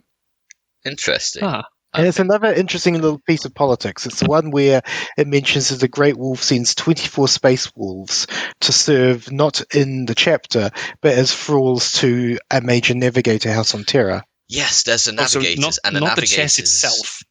So yeah, that's actually something I wanted to comment on. The navigators were used and had an interesting sort of prominence in this story. And I get the impression from what I've now seen, because I've read Wolfblade as well, that he obviously knew there was going to be a sequel to this, and he was setting up stuff for it. very carefully. And it actually pays off quite nicely when you read the next book. Okay. I really hope so, considering this ridiculous cliffhanger he leaves on. If he just decided, oh, this is going to be the last book, Oh, no. I'm going to leave him here. No. You're going to love Wolfblade. I legitimately look forward to you two reading Wolfblade. I think you're going to enjoy it a lot. Okay. All right, that sounds cool. But I mean, as you said, wasn't he there? There's a hugely important, sort of world building for the Navas nobility, because he provides them with a ridiculous amount of power, really. Sure. Within the Imperium, in the law that he sets up here. I mean, you mentioned Dune earlier. They are literally the Navigators Guild from Dune. Literally, with the numbers filed off. Yeah. And then we get the scene where he's summoned to see the Wolf Lord, and the Wolf Lord uses his title, Blackmane. Yes, he has a nice little chat, and he gets his armband of honor to distinguish him. It's a really nice scene because I've read a lot of military fiction, and it's kind of cool to see Ragnar getting the trust of his superiors, slowly working his way up the chain of command, sort of becoming more trusted to do more things. Yeah. Yes, and it is especially interesting because I'm sitting there not entirely sure what sort of character Beric is, because Ragnar keeps portraying him in a somewhat untrustworthy light. We see him from different angles. Yeah, we see the angle of him as a hero. We see him from the angle of he's putting up a sort of mask for political reasons. We see the angle of him as somebody who throws people into a meat grinder. We see him as somebody who is actually quite shrewd at maneuvering a conversation to get what he wants. But he's, all in all, he's still we still get a quite positive light on him, because it not as an angle of basically because he's very good at what he does. It's to the point that is shown as admirable. Yeah, and so because we still don't know where his story ends, I'm still in the position of I'm unsure whether the reason that we see him in a more and more positive light as the story goes on is simply because Ragnar sees him in a more and more positive light, because he's being basically manipulated or convinced by the the savviness of the warlord. That's an interesting one to think about. Yeah, I don't know. It could be that, or it could be that he's just, originally Ragnar was a bit suspicious, but he's actually generally a good leader. Okay. And then we get the most detailed description of an orbital drop pod that I've ever seen. He really drags that out, but it doesn't get dragged out and feel boring. You actually feel tension. You're sitting there I know he's going to survive, but holy fuck, it sounds he makes it sound terrifying. It's you could cut that section out of a book and just have it as a description of a drop pod insertion, and that could make a horror short. Yes. I mean, Ragnar started off by describing all the ways you could die while falling in the drop pod. And then it does. He's like, I was and then one of them happens. Yeah. Yeah, I was sitting there thinking oh, this is so tense. Get a hold of yourself. We know he comes out the other side. Oh god, something did go wrong. Yeah. How are they going to get around it? Oh, they're getting around it. Oh no, but they still land in the wrong place, and then they're dropped in the shit there, out in the open, right in front of a fucking thing. So two of the ways that you can die from an orbital drop happen to Ragnar after he's just described them. Also, this reminds me. Actually, we skipped a part here. We skipped something, which is the politics not of the chapter but of the Imperium, where we see we see Logan politically maneuvering and arranging what's happening in the battle with the Imperial Navy commander or Imperial Guard commander, and basically getting his way, saying, no, well, we're leading this charge, but we're going for the shrine first, and they're basically forcing them to follow that. We get to see that angle, and a lot of the politics of that are really explained to us by Ragnar. He really guides us through what's happening. Yeah. I was going to comment, if you didn't get to it, that feels really heavy-handed. It feels like one of those moments where it's just yes, I understand what he's doing. Here's the thing: I did not understand what he was doing when I first read this, because at that point, I'd never read anything else, so I was kind of glad that he was explaining everything to me. To be honest, if he wasn't explaining it, I feel like I could easily have come away from that with the impression that Space Wolves are just pig-headed and just want to do things their own way. But instead, we get angle of, actually, this is a political maneuvering to show that while we will help you, we're still working together. You're not telling us what to do. Well, it was Okay. partially that, but also like very heavily because they were there for the spear, and the spear Yes. was not where the general was telling them to go. Yes. So all Logan said Logan. what Logan said was just, "We are going to the spear. We will do the spear first. We will land first for you, but we will land where the spear is, and then we will help you do other things." Yeah. So anyway, the drop is a land. complete chaos, a Sven- chaotic mess. They managed to get a good spot there. Sven gets a heavy weapon. He blasts it until it overheats, and then he throws it at people. Again, once they land, Action it basically becomes action movie, bolter porn. Yep. This whole book is kind of is one of the examples. Yep. I mean, Granted. something that interests me is the way the drop is. It reminds me of the drops in, say, Starship Troopers or in the MacLeod series, which also have orbital drops as a major battlefield feature. I see. It's kind of interesting comparing them. Though one thing I liked is the way that wolves start like howling in glee as they land. Reminds me of a dog who sticks his head out the car as it's driving. They are so mutants. Holy crap. They are like the most mutated Space Marines I've ever seen. They're Yes. basically Wolverine in the whole chapter. It's crazy. I'm trying to think. So- Are there more mutations? Maybe the They're actually Blood they're Angels? basically abhumans, given how close they're like deviated they are from even a normal space marine. Like, I don't know how mutated the Blood They're Angels are. definitely. Because I would definitely say they're the most mutated first founding chapter of loyalists. Yeah, of loyalists, because there's I Okay, can think yeah. of two. Obviously, others. yeah. All is dust. Yeah. Okay. I was also thinking what's Plague the Marines come to mind for me as well. So Yeah. there's an interesting aspect when they get to the ground, right? So we have the temple, almost like the the epitaph to the Shrine of Garm. Garm. Yeah, and it's really jarring, at least for me, because most of what I've read for 40k is Horus Heresy. It's really jarring to see the way they talk about the Primarchs, like these holy sites and people and the relics. It's like it's Their weird mythology for because these people. yeah, and they talk about them I in mean, the terms of problem is this is a point where that mythology was just that mythology. They hadn't gone back and tried to explain every single last thing that happened, like Darth Vader building C-3PO to you. Yeah. No George Lucas style, and here's why that's that way. Which But it's, became it's- basically it's- the bread and butter of the Heresy series. it's more than the mythology though. It's like the religious reverence that they refer Yes. to everything with. It's disturbing considering the way they are in the Horus Heresy, considering the way that Oh, everyone is like. here's the thing. The way everything is like in the Horus Heresy is like after the fact. You're reading it in kind of the reverse order. And also, the other thing is, Well, yeah. Okay. Space Marines I don't think that's even not canon anymore. Space Marines often have a very like spiritual reverence for the Emperor and but just not religious. Like I Yeah. don't do Okay, that the makes Space Force sense. refer to the Emperor as a god? I don't think they do in this. What, in No, this the book? mightiest of men. He's the old. Yes. He's the The mightiest of men. There we go. wait. You mean in Horus Heresy or No, in in the this? Space Wolf books, Okay. they Oh, don't because view them he's as referred to gods. as the All Father. Yes, but not as a god. The Well- mightiest of men is the phrase Jimbus just used there. Hmm. They have a Okay, they but revere him, they but not as a describe god. Russ.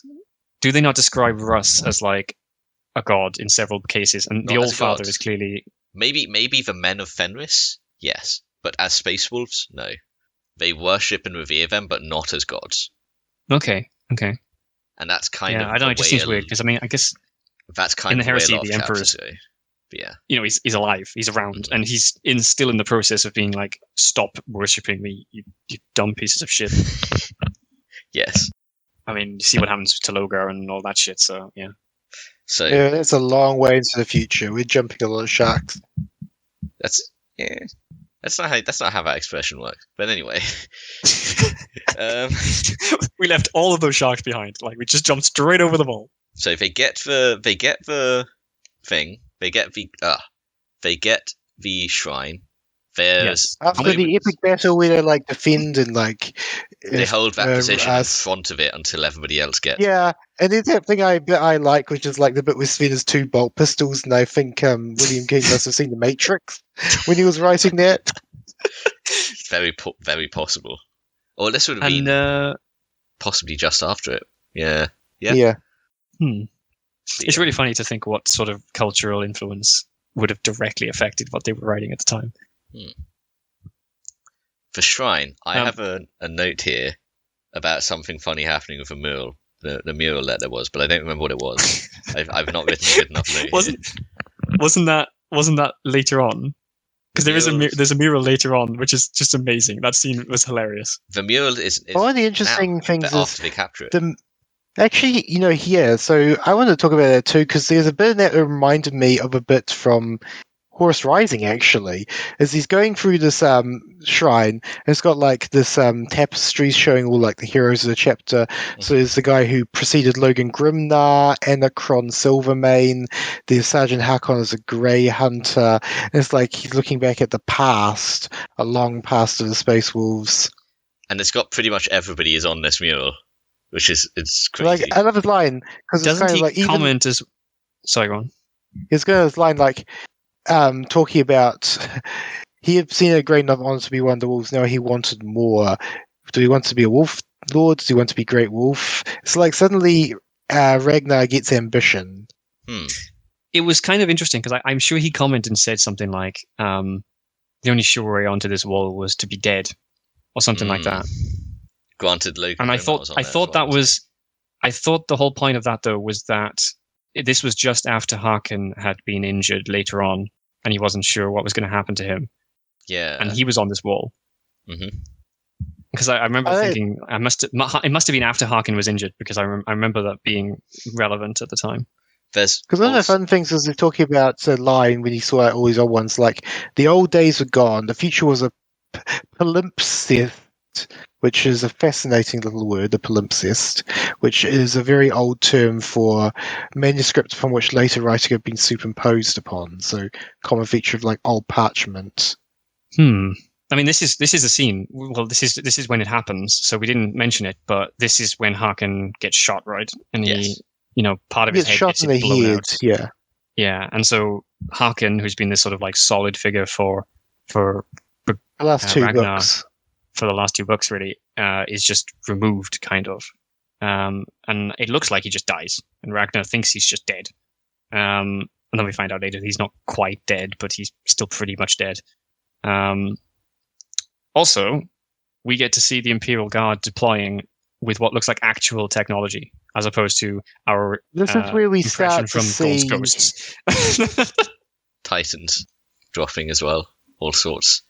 I was just thinking the way they put the tents up, like they have self-deploying tents, man.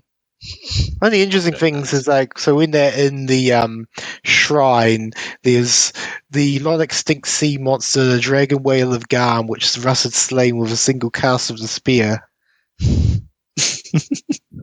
One of the fun things, like all this mythology in ancient times. Oh shit! Yeah.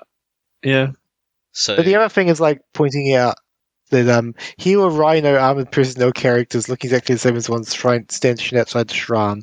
They were Thunderhawk gunships that might have been the craft Ragnar himself had flown in.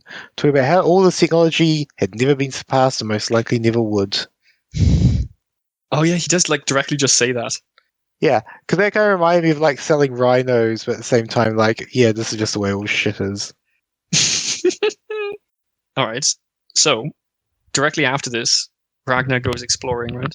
He gets sent on a sort of scouting mission. In a reconnaissance mission, yes. And this is, I just wanted to comment on what happens next, because he sneaks up next to this group and overhears so much information.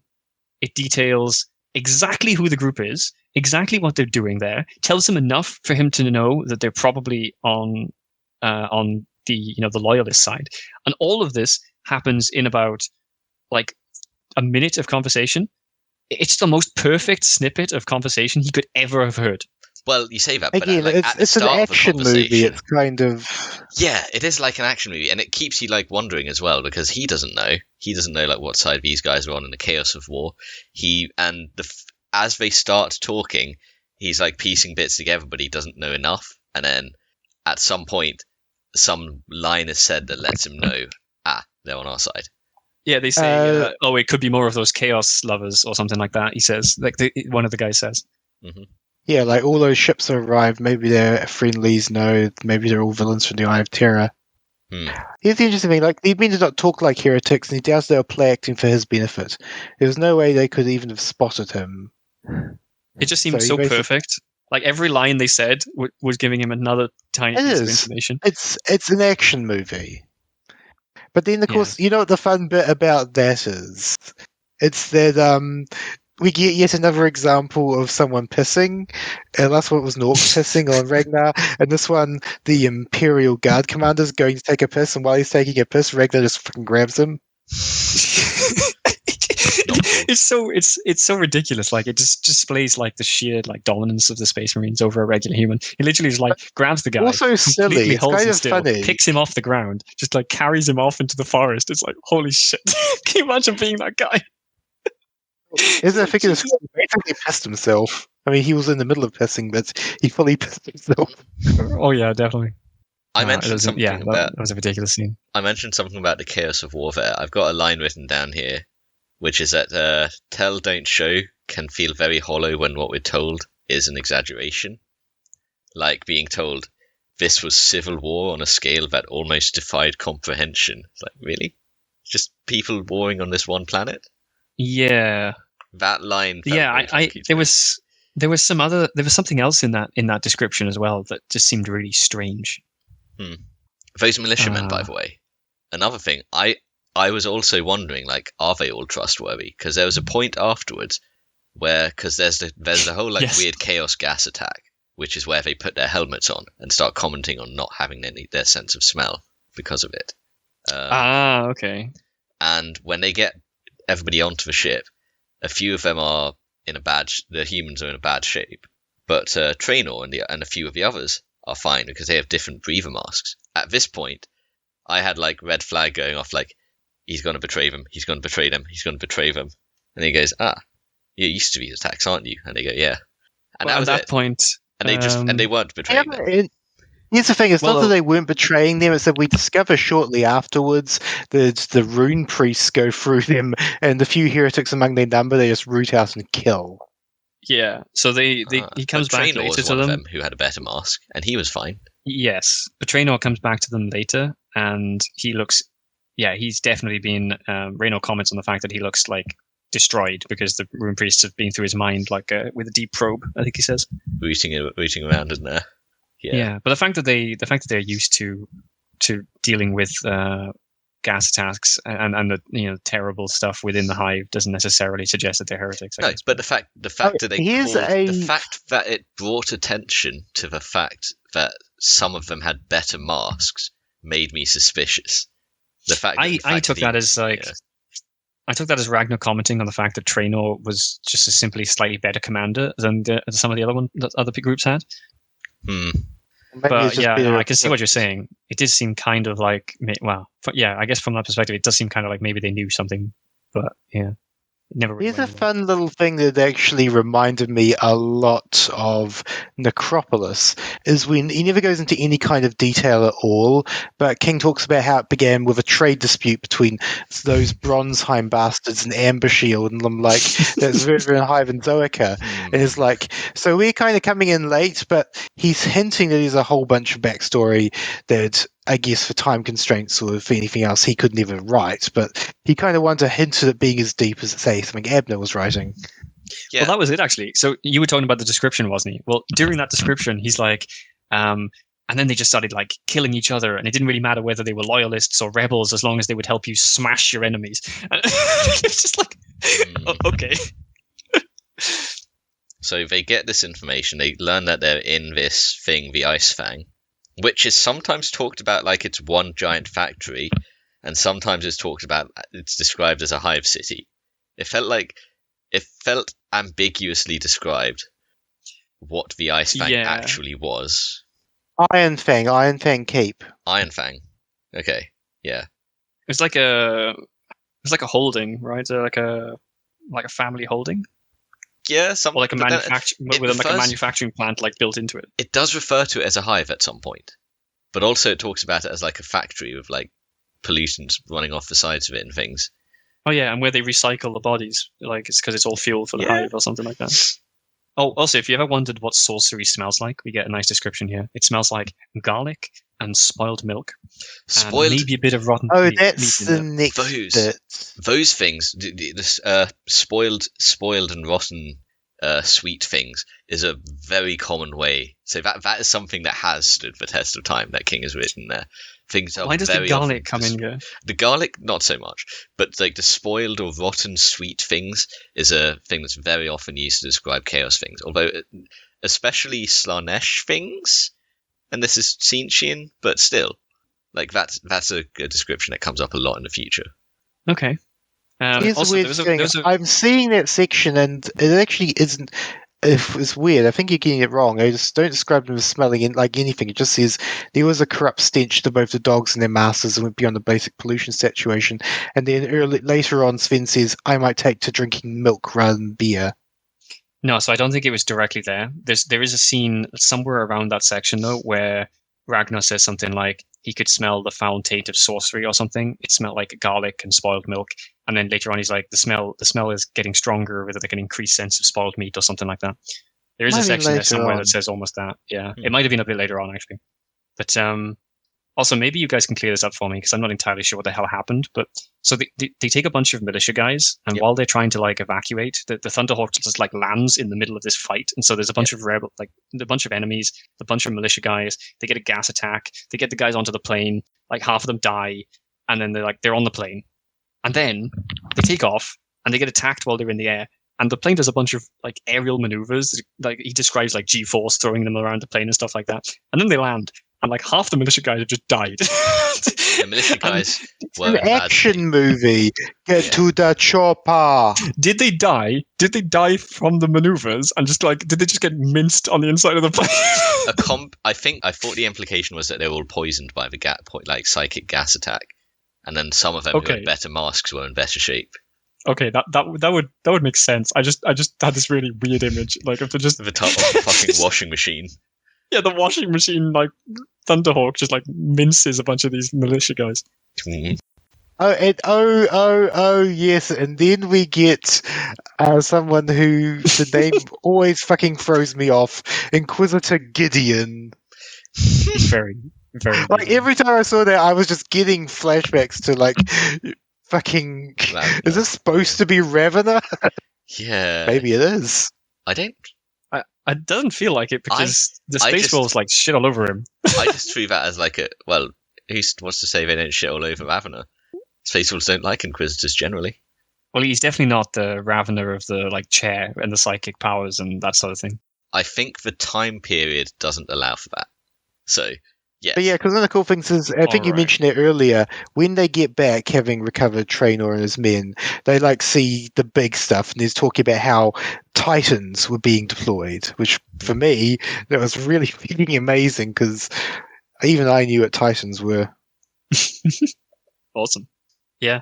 Well, that's like the first time that Ragnar sees them as well, isn't he? Like he's... Yeah. As a side note, I've got a note here that I at some point around here, I came to a conclusion about Strubion, which is he is at the very least, like his characterization has been getting more and more honed in on like a specific vibe he wants him to have, and he's very like dour, very quiet. He doesn't speak a lot, but when he does, is usually to say something quite negative, to like criticize somebody for something stupid they're saying. There's something like he overwhelmingly feels like he's finished to me. Isn't he described as having like a really strange shaped head? I don't remember that, but he's very like when quiet. So when he first grim, very so dour. I remember when Ragnar first describes them attacking his people in the towns at the beginning of the first book. He describes them as looking almost like inhuman. They're like he describes them as like I can't remember what it was, but it was like somehow like looking like trolls or something like that. He describes them as having really strange shaped skulls. I'm pretty sure basically. He describes Sven as being really bloody ugly multiple times. Oh yeah, definitely. To his face. But but he definitely describes and for quite a few times afterwards he describes the Grim Skull or whatever his name is. Yeah. As having like as looking uncivilized. And I think even Grimskull makes a comment that I bet he thinks we're uncivilized or something like that. Yes. They're described as being like brutal, barbaric Neanderthal tribe in comparison to the Thunderfists in the first book. Yeah. But here he's just become like a quiet, brooding, dour guy who will just like sometimes like he just won't be able to hold the silence and he just has to tell someone how it is. Yeah, I mean, it's interesting though because he's not portrayed as stupid though. Actually, he makes a really interesting comment in the beginning where he says something like, "Were my people like this?" Because obviously he's looking at the Thunderfists and that they've become soft and that they're partying without any guards or even like a sentry or anything. He's got and sort they of get awareness completely about overwhelmed. Yeah, and he's like, "My people lived on this island before. Is it the island? Did the island do this to them? Yeah, Did they become soft because of the island?" Yeah.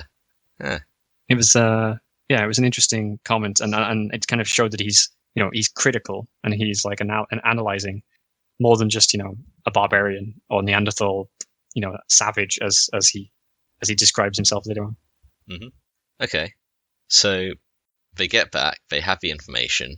We get exposed to a bit more of the politics at this point because we actually get to meet the Princeps Maximus, the Titan Legion, and the whole bunch of other stuff like that. Interestingly, Logan Girimnar is still on his hovering dais, basically doing. He's doing his best Baron Harkonnen impression. Very, very nice. Him and the Titan Princeps like having fun showing that the Imperial Guard that they're not in charge. Hey, just reminding just shitting all over poor General Trask. Yeah. Yeah, so Logan basically says, we didn't get the spear. We're going to go after the spear, and you can help us, or you can you do your own thing. And just because they don't like being bossed around either. The Titan Princeps, whatever the fuck called Princeps Maximus in this case. Princeps Maximus. He's basically just like, yeah, we're going to go with the Space Force. The general's just like, fine, whatever. We'll go after the spear first. Yeah. So Torvald, which is like one of the guys who we introduced to one of the new guys, right? Yes. Is he the guy who keeps going on about being cursed? Yes, I was going to say, if you had to describe one thing that he just says over and over and over again, and it is his only line, if you could only write one line of dialogue for Torvald, what would it be? This is all because I was cursed as baby. Yes. All the curse's fault. Yeah, he's so utterly one note, but it's kind of funny. But he's one note, but he's also self-aware. He's literally like at some point revealed that he knows it's annoying, and he's just doing it for the sake of it. He's just like, nobody wants me to. I'm just going to do it anyway. But he's Eeyore. But he's at some point it even describes him like as smiling while he's saying it, like he just knows he's absolutely just taking the piss. He's just fucking with him, which is like funny when it kind of. I guess that's his banter. Like Sven and Ragnar are basically bantering by insulting each other, and then this guy is just bantering by just saying that he's cursed all the time. He's one of the guys that pushes Struber to his limit and makes him actually speak. One thing that you can say about all the characterization in these books is that it's not particularly deep, but it's exactly what it needs to be. It's flavorful. You do get, you don't need to have like a proper like I don't need to know like their political views. I don't need to know like what their fucking stances on every issue is.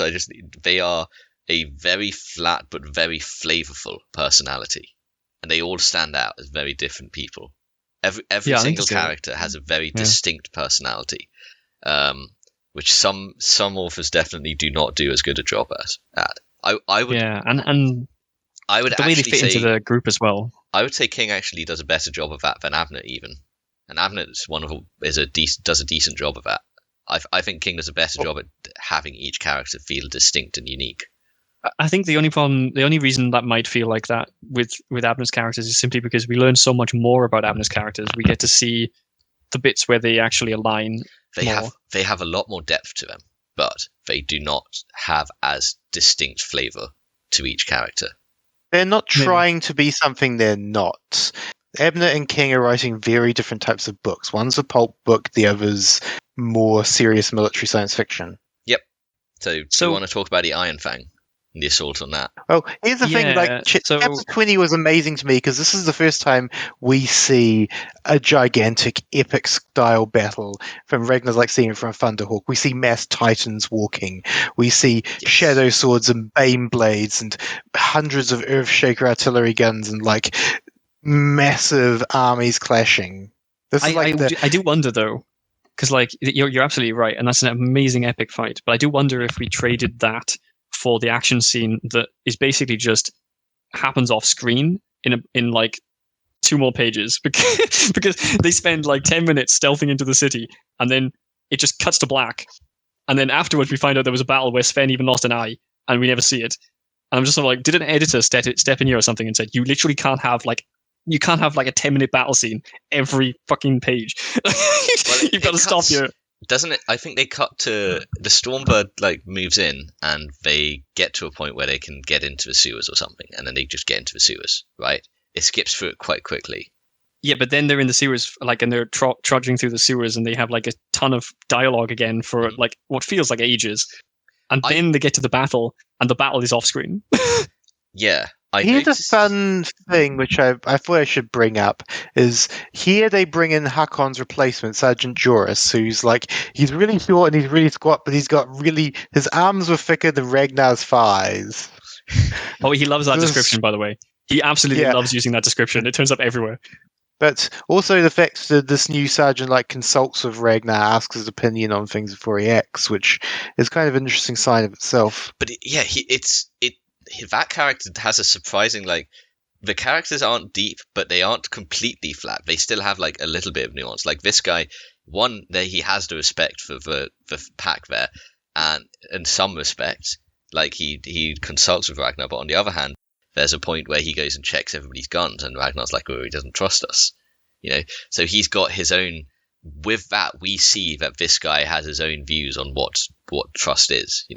He's got his own dynamic with his pack, with how he trusts them. That is from Ragnar's point of view, though, and I think Ragnar's being kind of silly there because the guy is literally just taken over a completely alien pack to him. He doesn't know anything about them. Sure, so of course he's going to be checking their guns on the first time or something like that. But it's still like we have like two data points presented, and it lets us tell us this guy isn't more trusting or less trusting. It tells us that you get a little bit of nuance to him there with just these two things.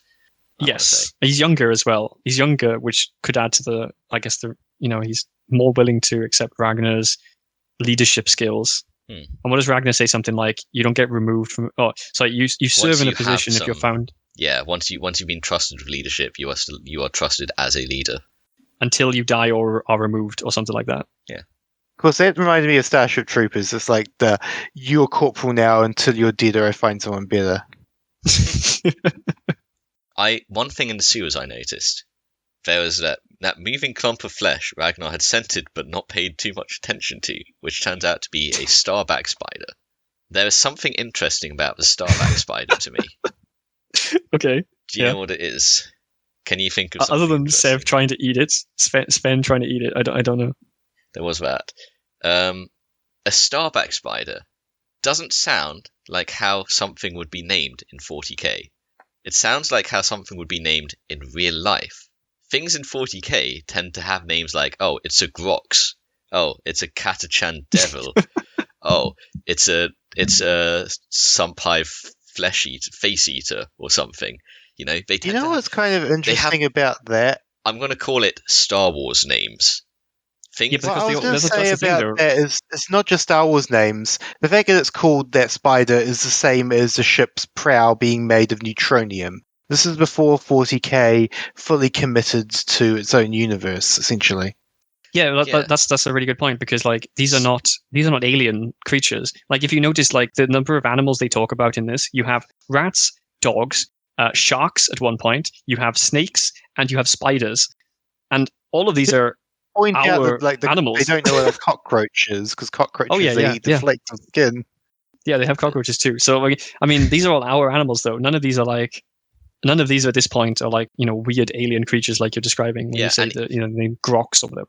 Even like Grox, aren't Grox like an equivalent to cattle or something? I feel like they are. Yeah, possibly. Basically. A lot of these things, like they have like weird names for actual things. But yeah, this is a starback spider. That's something we'd call a spider. There probably is an actual spider called a starback spider at this point. It would surprise me if there isn't. So yeah, I thought that was interesting. You'd be surprised. There is no such thing as a starback spider, but there is an awful lot of starback spiders. So there is a spider that looks like it has a starback, and it is very alien looking, to be honest. That's a Black Widow, isn't it? No, it's a spiny orb weaver. It looks weird as hell. They're the ones that have a really spiky back to them. Yeah. They're like, yeah, I know what you mean. Okay. Yeah, I wouldn't be surprised. I wouldn't be surprised if I saw that in an alien sewer somewhere. That feels like it would. So we've had a very long distraction about the bloody spider, and now we get to the climax of the story. Well, so they get to this spear. They get to the place where the spear is. They find a bunch of people doing a ritual, including the guy who's in charge of his merchant guild. Oh, I love it. And of course, don't forget, before they get there, Sven's like, do you think this thing could possibly be a trap? And they're like, yeah, don't care. We're going in. So there's also something before they actually get into the building, I think. The mural that tries to throw a whammy on like the entire squad. Oh, that's why I've got the mural written here. That's the mural I was thinking of.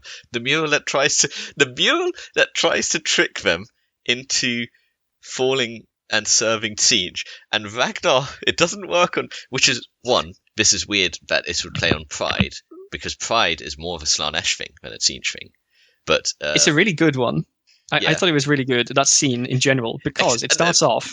Yeah. It starts off talking about how the ecclesiarchy has set up all these rituals and it's all bullshit, and I'm just like, this is based. It feels very unfitting. It feels like, and then he starts to go right off the deep end. You're like, yeah, I see. Yes, and then it very quickly just like tapers off into join this what's it called, the bringer of change. Oh, yes, and then Ragnar literally feels too much pride and goes, I'm not serving that. Yes. And then he literally beats the thing by having too much pride. It didn't make any sense to me, right? Because as you just said, like he gets like tempted with like pride. It's building on his arrogance, right? And then he says, "Wait, if I'm so amazing, why would I serve the bringer of change?" and then that breaks the spell. Okay. And then he smashes the mural to save everybody else. But like there was that end of that chapter was amazing because it picks up in the next chapter, and so the end of that chapter was Ragnar like breaks the spell. He goes, "Wow, that was a pretty stupid spell, guys," and he turns around and everyone's pointing their guns at him. Yeah, that was. I thought that was pretty fun. Yeah. So and then I was like, "What is he going to do? Is he going to try and convince them?" And like, no, he just turns around and smashes the thing. Well, he starts trying to convince them, and he goes, "I have a better idea." Yeah, no, it was great. It was great. Yeah. So they managed to make their way all the way into the core of the thing, where we get to meet the main chaos guy, Sergius, and he's got the spear with him. Sergius and friends, who are sitting there behind the shielded thing, where they are hard to reach. Yes, and a shit ton of cultists. Like there's like billions, well not billions. There's like hundreds of cultists or something in this room, and this is inconvenient mass of cultists. Yes, and here we're about to see one of the key things that I spotted, which I don't think is canon in future lore. So, well, should we go through the events here? They start going through, trying to get through these cultists to reach the guys who are doing the ritual. They can't shoot them because they've got some sort of force field, which is implied, like either some sort of small portable void shield type thing or like some sort of warp shenanigans, whatever. I mean, void shields are kind of warp shenanigans. Anyway, they're trying to get their way over there through these cultists. Ragnar manages to get up there, but as he gets up there, it's basically I can't remember if it happens before or as he gets up there, but basically a manifestation of Magnus the Red's face fucking shows up in the room and starts vomiting out souls everywhere. And well, no, this is so the first thing that happens is like the guy, as they're approaching, the guy, the leader, Segi or whatever his name is, Sergius, that's the one. Sorry, yeah, he like raises his hand and like this thing starts coalescing in the middle of. Like in front of him, and like slowly builds a structure, and it like the guy, what's it called? He grabs one of the cultists, and the cultist like floats in front of him or something weird, and then like this light just like goes into him. He turns somebody into slowly deforms, and like his skeleton grows thicker. And while we're watching it, Ragnar is like describing what is happening, and he's like, "This looks like a similar transformation that I've seen before." And then like he's like, and then the carapace grows around the outside of the body, and it's like. It's a space marine, right? It's a corrupted space marine, and I'm like, wait, this is weird. Wait, I thought, and then it's like grows the armor, and it's Thousand Sun, right? The Mutates Maddox Sons himself. into fucking Maddox. Maddox. It's always nice to be recognized. Yes. So Maddox, our cartoony villain from the first book, is back. Magnus's face appears above everything. Yeah, that's when Magnus appears, I think. Yep, and starts vomiting The out warp souls. rift that they thing turns into Magnus's face. Yes.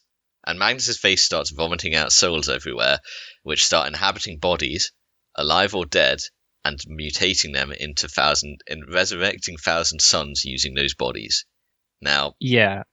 this is So the weird thing to me here, and you may correct me if I'm wrong, I likely didn't aren't. think Thousand Suns had bodies. So I thought that They was the don't. whole point. yes, Thousand Suns. The idea of these Thousand Sun souls don't have bodies is reasonable. The idea we're gonna chuck them in an actual person so they have a body is not very congruent with current law. No. Especially since it seems to form into a Chaos Space Marine. Yes. And I was quite very confused when the first one happened, and he basically just like shapes a Space Marine. I'm sitting there like, wait, you can do this like at any point? Well, not at any just point. make a... This is like Magnus the Red is turning, and not into a Space Marine. He's transforming them into those Space Marines. Yes, but like clearly someone had done this before because Maddox had already been in the world. Mm-hmm.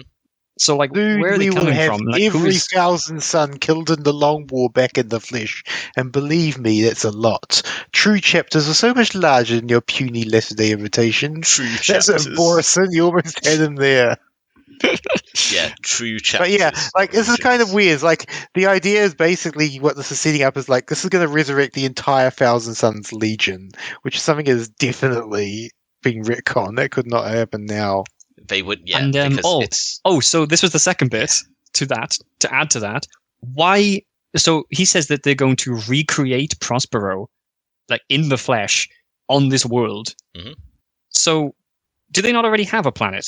Like a remake, not a remake necessarily of Prospero, but do they not have a capital world in the warp? I thought there was. Yes. I thought Magnus had his Do, own but planet. not at this point. Oh, was that not in the law yet? I believe Sororitas existed, but it's like in the Eye of Terror. It's not something that you could like turn another world into. Yeah, but the other thing is they still want Prospero back. The Thousand Suns do still to this day have like a thing about having Prospero back, but that's kind of different to turning another planet into Prospero. And yeah. Okay, that makes sense. What actually happened to Prospero? The Space Wolves happened. Okay, but like what happened to the planet itself? Obviously, the Space Wolf happened to them, but it was basically declared a dead world. Stay off. Well, it was a dead world. Nothing could live on it. And they I think it's kind of one of those like the Imperium's keeping an eye on it to make sure nobody comes back type worlds. Well, they did. Yes. Quarantined. Yeah. Anyway, the Sven dies. Sven dies very suddenly, very abruptly. You're like, oh my god, yes. I can't believe he'd just kill off this character that he clearly loves so much. And then it turns out he didn't die. Yeah, because he did love him too much to kill. Yeah. Yeah. Yeah, I actually really liked that depiction of Magnus. Other than the vomiting out souls thing. He's just this floating head with a triumphant look at his mad eye. It reminded me of the Hidden Temple. Also, the way Ragnar like filters that view of him, I like as well. Like he says something like, "Who knows what a Primarch is capable of?" You know. Yes. So he seems to think there's a lot of he has a lot of like weird hang-ups, I should say, on what he thinks what he thinks that Magnus might be doing, or what he thinks he might do. It is very interesting, as you said, like the seeing it from his perspective, definitely. And then Ragnar saves the day by committing a faux pas by throwing the spear of brass at Magnus to defeat him. No, you missed the bits that reminded me of the Matrix when Sergius throws the spear at Ragnar and he like catches it in midair and spins around and throws it right back. Oh my god, yeah. And the thing is, like, so I did. Do you know? When I was reading this earlier, I messaged you at the time because I was like, "There's a giant floating red eye just in the middle of the air, and he has a giant spear." And I was like, I know what's going to happen, right? I was like, he has to throw the spear. Like, and I just like writing in the chat. I was like, throw the spear, throw the spear. And then he did. And then he did, because there's a giant bullseye just sitting in there. Yes. At the same time, that scene, in light of what has come since, becomes extremely questionable. Yes, because the Spear of Russ, I think this is safe to talk about, because it's not. This isn't talking about books. This is talking about lore. Because the Spear of Russ in this is made by this Just a planet that is now spear. called. It's a spear that is made by this planet, which is now called Garm. It's not just a spear. They refer to it having mystical energies, but it's made by this planet, which is now called Garm. Russ used that spear. Magnus disarmed Russ. This guy picked up this spear, stabbed Magnus with it, and martyred himself to save Russ, and Russ then defeated Magnus, and then gave the spear back, and it's a relic that had a sort of mystical power, and it has this significance. They even say at one point as well, afterwards, I think they say something like, the spear had the life force, or part of the life force of Russ in it. Like, So, they talk about it as if like, yeah, it's so holy that it actually contained part of their. well, wait until you hear now, Abraham, what the current lore for the Spear of Russ is. Uh-oh, here we The go. current lore for the Spear of Russ is that it is a weapon the Emperor made and gave to Russ.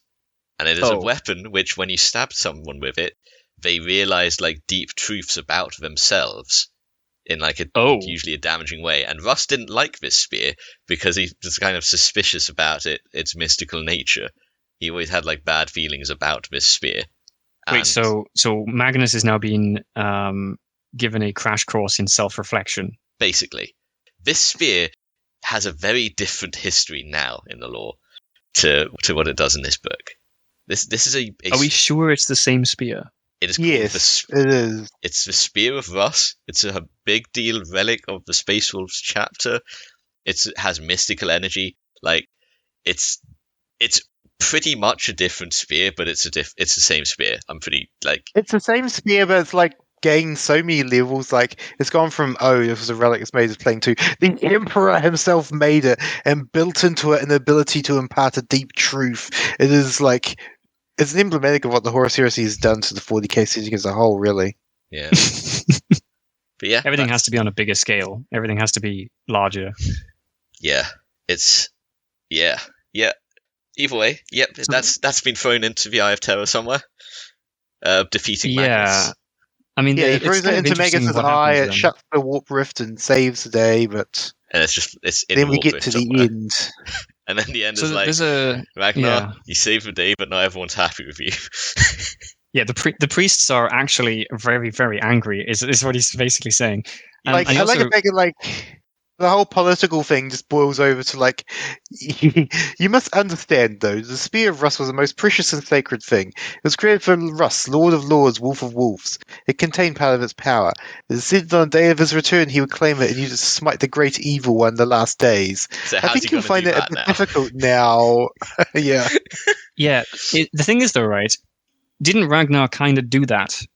Like he took the spear his and options. The thing is his options. He smoked the great evil. He did smite a great evil. The thing is, his options were like, well, I throw this and maybe we lose it. We'll see what happens. Or, well, if he keeps spitting out souls and this warp rift just engulfs the planet, we're kind of in trouble. So, like, we don't have the spear if that happens either.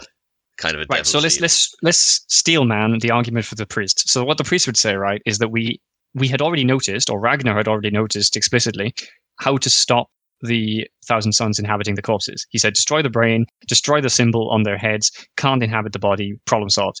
So we do that. We get rid of all the corpses that can be inhabited. No more corpses for the Thousand Sons. Thousand Sons come through the rift. Doesn't really matter because they've got no corpses, so they're just ghosts or whatever the hell they do. Magnus is just going to sit there and stare at everyone evilly. Eventually, the rift might close, or it might cover the entire planet.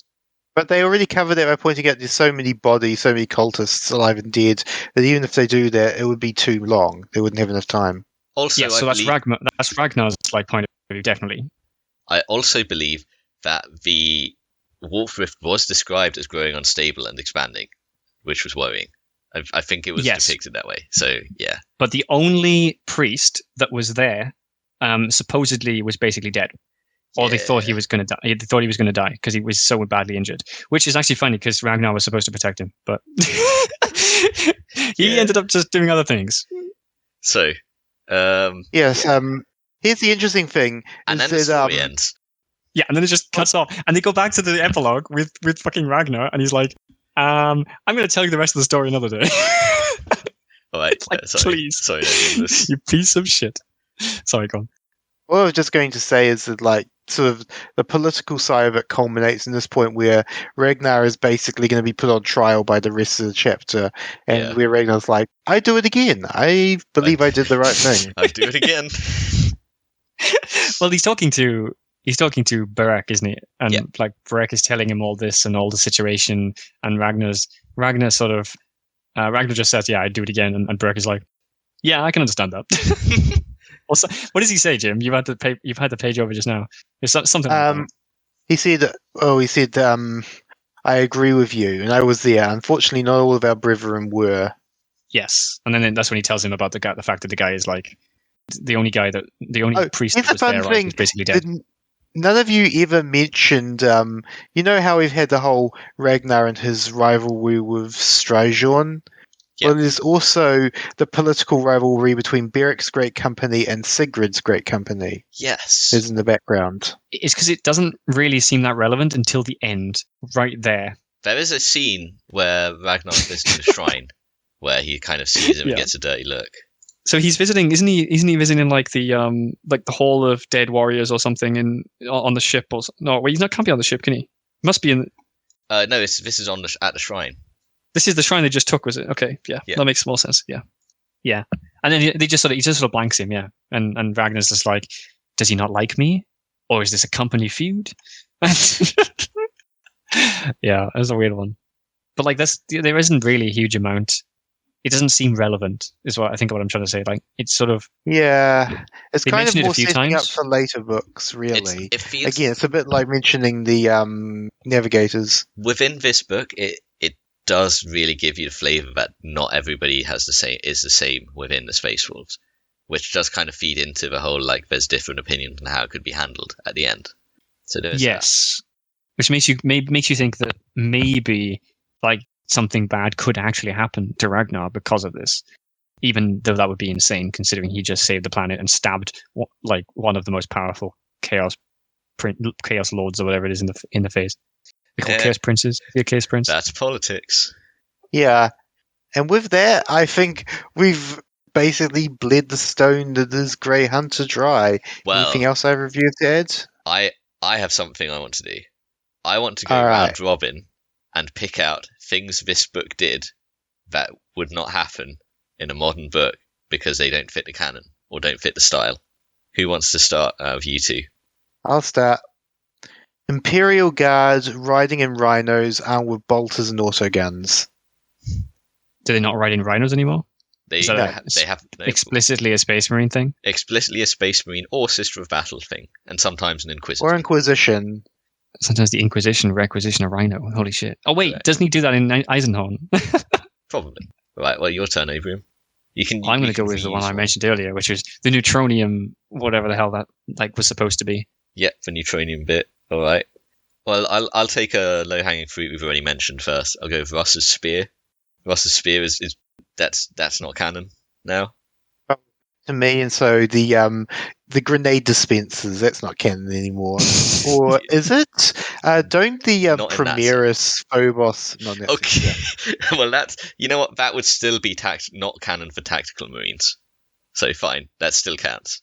You know what? I feel like they should be. Like, those seemed incredibly useful. Oh, they're great. Do you not want to just press a button and get like a handful of grenades? That sounds amazing. It's too high tech for Space Marines. They're not allowed that level of technology. So Ragnar even says at one point, he's having a conversation with Sven, and Sven is just like, we are Space Marines. We have the best equipment in the galaxy. Something like that. Well, kind of. Abraham, that equipment just doesn't include nice dispensers. So, I don't think I've ever heard of anyone else that wasn't an Ogrin being larger than a Space Marine. So I'm going to call bullshit on Commander Ghoul. Okay, but I was thinking this book. The whole point of that is Commander Ghoul is evil. You need to know he's evil. Pick one from this book, Abraham. Fine. Oh God, I don't know. Well, what did I mention earlier that didn't make that I was complaining about because it felt odd. There's been a few of them. Fuck. Yeah, I know. Do you want to pass? Oh, did we mention? I didn't ask Go on. about the gene stealing. Not gene stealing. The gene seed. There was a battle scene earlier where we get to see an example of them like harvesting gene seeds from bodies and stuff. I wanted to ask how similar that was still. Like how much of that was still like canon. I mean, that's still pretty. You preserve bodies until an apothecary can get to it, or in this case, a wolf priest, and that basically means just chunk the fucking gene seed out of the throat. I think Space Wolves have got a slightly different thing going on there to most apothecaries, but it's basically the same. So principle. I think the way it's described in that scene, they basically have what is like an apple corer, and they just sort of stab the Space Marine with it and like pull out the. That's the still canon. Yep. Okay, that's cool. I have never seen a fucking Imperial Guard have self-erecting tents in anything I've read. All right, that can be yours. That feels like it could be an uncommon book, but I haven't seen it. So yeah, okay. My next one is going to be the Navigators announcing their departures and arrivals and stuff over the comms in a way that like a captain might. That was amazing. Like the Navigators seem to be treated like ship captains in this book. I was thinking more like automated announcement services for like a subway. Sure, like normally I'd expect we'll be arriving on platform 3. I'd expect the Navigator would be like paging the bridge, and then the captain would have comms coming out from there. Typically, I think that's how it's normally depicted, not just the Navigator tells everybody how your trip's going. Jimbus? Here's a funny one, because this is incredibly pedantic, but it's mentioned in that with Titans, that one of them's holding a multi-melter in its fist, like the Titan's basically a gigantic Terminator. Yeah. And of course, these days, Titans have integrated weapons, so they wouldn't be carrying multi-melters around. And it would be a bit more than just a multi-melter. It would have like some kind of name like... What it's already got is Melter Cannon. Yeah, there we go. I tell you what, you had trouble there, Abraham. Tag yourself in, otherwise I'll go back. I'll bounce forth between me and Jimbus. All right. There was one I was just looking at, but you carry on and ask. If you have one. Oh well, I was going to say like the way the Space Marines talk to each other, though, like that seems to stand out so much compared to anything else I've seen. That may not necessarily be the case compared to like some legions, but the way they banter back and forth seemed so alien to. I don't know if that's most Space Marines stuff. I don't know if that's strictly against the canon, but it's still like very different to like the style of writing books. I have an interesting one in that as far as styles go. They mention the Second Gorechild War at some point. Now, that is not typically how the Imperium names wars. They name things like the Sabbat Crusade, or they call like they'll name it like a crusade after some imperial figure, not like the Gorechild War, like after Khan's axe. I've never heard of the first or the second. That's Khan's axe. Khan's axe is called Gorechild, formerly Angron's axe. That does seem like a very strange way to name a war. So yeah, naming convention not matching current style guidelines. So is it back to me? Yep. Here's something that's completely gone. Emergency repair liquid ceramite. Yes. Yep. Wait, you said the flesh. You said the flesh can is kind of still a thing, sort of, but not really. Yeah, but the emergency repair liquid ceramite is, I'm pretty sure, long gone at this point. Yeah. So what about all the animals? All of the animals that are very much our animals, like they have sharks on and wolves on Fenris. That's fair. Like it's we definitely do not have that abundance of normal animals in stories anymore. My next one's going to be Thunderfist, who's called Thunderfist because he hasn't had his fist replaced with a bionic. He's had his actual hand replaced with a power fist. Why go half measures? Why? Jimbus? He was going to say the food obsessed sidekick, but I don't know if that counts. Say again? Food obsessed sidekick.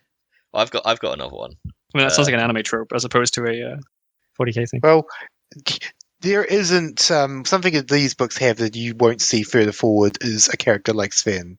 Yeah, you don't. To be honest, Space Marines normally don't like. You know what? I'm actually just gonna like expand on what you said there and say food.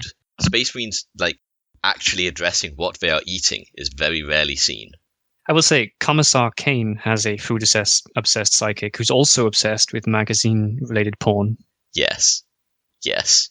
This is true, but he is not a space marine. No. Um, Also, what sort of time period were they written at, by the way, those books? as in, like, in How do they setting? compare? Yeah, no, sorry. I mean, in terms of, like, related to these books, like, published date. Oh, like, the when Kane did ones. Commissar Kane books? Were they much later, or were they They're sort of a similar after time? this, I believe. I'm pretty sure they're after this. The first Kane ones are, I think, like 3 or 4 years after. Well, the second or third book has like Necrons in it, so it must be afterwards, I would have thought. Yeah. But yeah, I didn't know how much after. So I'm going to go with people are playing chess. People don't play chess, 40k. They play Regicide. It is special, like Fenris kind of related chess. Like he moves his dragon ship. Yeah, they'd probably have Fenris Regicide now, rather than chess. That's fair. Yeah. Do you guys have any more? I'll just finish it with the most obvious thing, and it's the final thing, really. It's the entire tone of these 3 books. It's a tone you won't find, and I don't really think you would find a 40k book today. I agree with that. I mean, what 40k book written today would have your heroic lead space marine? What's one of the main? Give me the main character from, I don't know, a Premiere story like Dawn of Fire. The main like Premiere space marine boy. I can give you. There's a Primaris. Just give me one. Not Dawn of Fire, but Decimus from the Dark Imperium series. Okay. Could you ever imagine Decimus from the Dark Imperium series getting pissed on by an orc? I wish. You could say I wish, but that's the thing. Like, there is a tone to the story that does not take itself seriously. But there is one big thing we're going to see as we get further into it: is 40k taking itself more and more seriously until it goes right up its own ass to smell its own farts. And this is before that transition. Right, I'm gonna rattle off a few more non-canon entries from this story. We've got the way the Titan Princeps is described. He is not just a guy in a tank. He is literally the left side of his body is metal in dedication to the machine god, which is insane. Yeah, it's kind of interesting, actually. He kind of reminds me like an Iron Father or something. We've got the Chaos invaded a shrine, and they just left everything in great condition except the spear. And he comments on this. You would never have that in a modern 40k book. A modern 40k book, it'd be like they entered. Literally everything has been defiled with runes written in blood that make your eyes funny when you look at them. Everything is covered in shit. Yeah, basically. You've got it has to be like that though, because Ragnar has to like read all of the runes and see pictures of his like. Yeah, he has to see pictures of things like Russ fighting Tyranids, or Tyranids being fought in Russ's time, which is also not canon because now Tyranids didn't arrive until like late in in actual 40k setting. So Russ was gone by the time Tyranids arrived. Long gone. Like interesting. So gone for like 9,000 or 10,000 years before Tyranids arrived. Holy crap. There was some of the ways people are described in the war zone. Everybody around him moved with purposeful stride, and that special excitement and nervousness that told they were in a war zone on an alien world. That is not how people in 40k react on an alien world now. Now it's you see people on in the guard or anywhere on a new planet, business as usual every time. We've got the true chapters mentioned from Maddox. We've got the whole Thousand Suns thing. I think that's everything. It's been changed so heavily that the Thousand Suns here are just generic chaos bad guy villains. There's nothing particularly unique to them. So the thing, this book has got so much more that is non-canon than the other two because it has gone so much harder on being 40k than the other two, and what it means to be 40k has changed a lot unless you are Abnett, in which case you made the rules. You get to write what is 40k. So yeah, interesting. At the same time, though, I'd say that what makes 40k is perfectly captured in this, which is on the most meta level what 40k is. Sure, a lot of these details have changed, but at the end of the day, isn't 40k still gigantic battles on alien worlds with massive armies clashing, thousands of warriors, the epic scene you see in like a cover of any codex, really? there's no denying that this is truly a 40k book. It's just a lot of the details of what's made 40k have changed as the lore has evolved. It's I honestly both wish of that it its had stayed time like and this. sorry. I There's a think lot many we can people- wish, but we have what we have. 40k is what it is today. I think for most of the actual canon conflict, I'm happy with how they are now than as they are with what King has written, with the exception of maybe the grenades. But I think the Yes. tone in general, I agree. Like, it's such a fun tone to these books. It's from a time when 40k didn't take itself as seriously. It's almost a side nod to kind of Ragnar almost is side nodding about how ridiculous this all is in a way, and yet at the same time just accept this is what it is. that line that King inserts after the race with the orcs is just beyond amazing. It's so self-aware that it's just it's wonderful. All right. It's fantastic. I guess we can move on to the final bit. Would we recommend this book? Would we I think we've just pretty much answered that. I feel it's like both of its time and it is the epitome of 40k, really. I feel like if you are new to 40k and want to learn about 40k, I recommend Space Wolf. I do not recommend this book. If you know a bit about 40k, if you know your way around it, then this book is not going to mislead you, and it's an excellent book. Here's the thing, what does it really mislead you on, exactly? If it misleads you on anything, does it mislead you on... I mean, do you think Mariners and Space Marines are a lot sillier than they've become? Is anything that misleads you on bad, really? It's less about that and more about the actual details of the world that you might get wrong. Like things like how Thousand Suns work. If you go into that... that's very pedantic, really. Wouldn't one of the fun things be you learn that you're wrong and that Ragnar's opinion is wrong? I mean, a lot of this is what's been built on top of it. Ragnar's opinion being wrong is fine. I have no issue with that. I think, though, that you are likely to get an incorrect view of the setting at large today if you read this book without having the background knowledge already. I think. Here's the question: Is it a better? Is it better to imagine the setting as it was when this was written than what it's become? I think that's the question. I don't think there's a straightforward answer to that, but I think there really isn't. Okay, I guess I'll change it from. I'll change it from I don't recommend it if this. I'll change it from that to I recommend it unless you are trying to learn more about the setting. That's what I think. You can recommend it if you don't expect the person to be taking it all too seriously. Because if you're going in trying to treat the 40k universe as really serious, absolutely, this book is just so silly. Like if you want to treat it seriously, but that's the thing. But also, 40k is not a setting that you should treat seriously. But treating it seriously is drain most of the fun of it. It's not just about that though. It's also about if you're trying to learn about the setting. This isn't the book that's going to teach you the current setting. No, if you want to learn about the setting, go buy the latest overpriced codex. If you want, there are books I recommend for picking up and reading if you want to learn about it. I'm just saying this isn't one of them, but it is still a good book. Well, anything by Abnett, I will disagree. Because at that point, you can pretty much assume that it's always going to be canon, right? Here's the thing: Abnett's like. Can you imagine getting into Abnett through his latest book at this point? They've built such a long and dense mythology on top of one another that I could not imagine someone starting with the Gaunt's Ghost series by reading Anarch. Well, you can't. That's like starting at the end of a story, though. So, come on. I think based on what you guys were saying, I say Grey Hunter it's the end of a story and the beginning of one.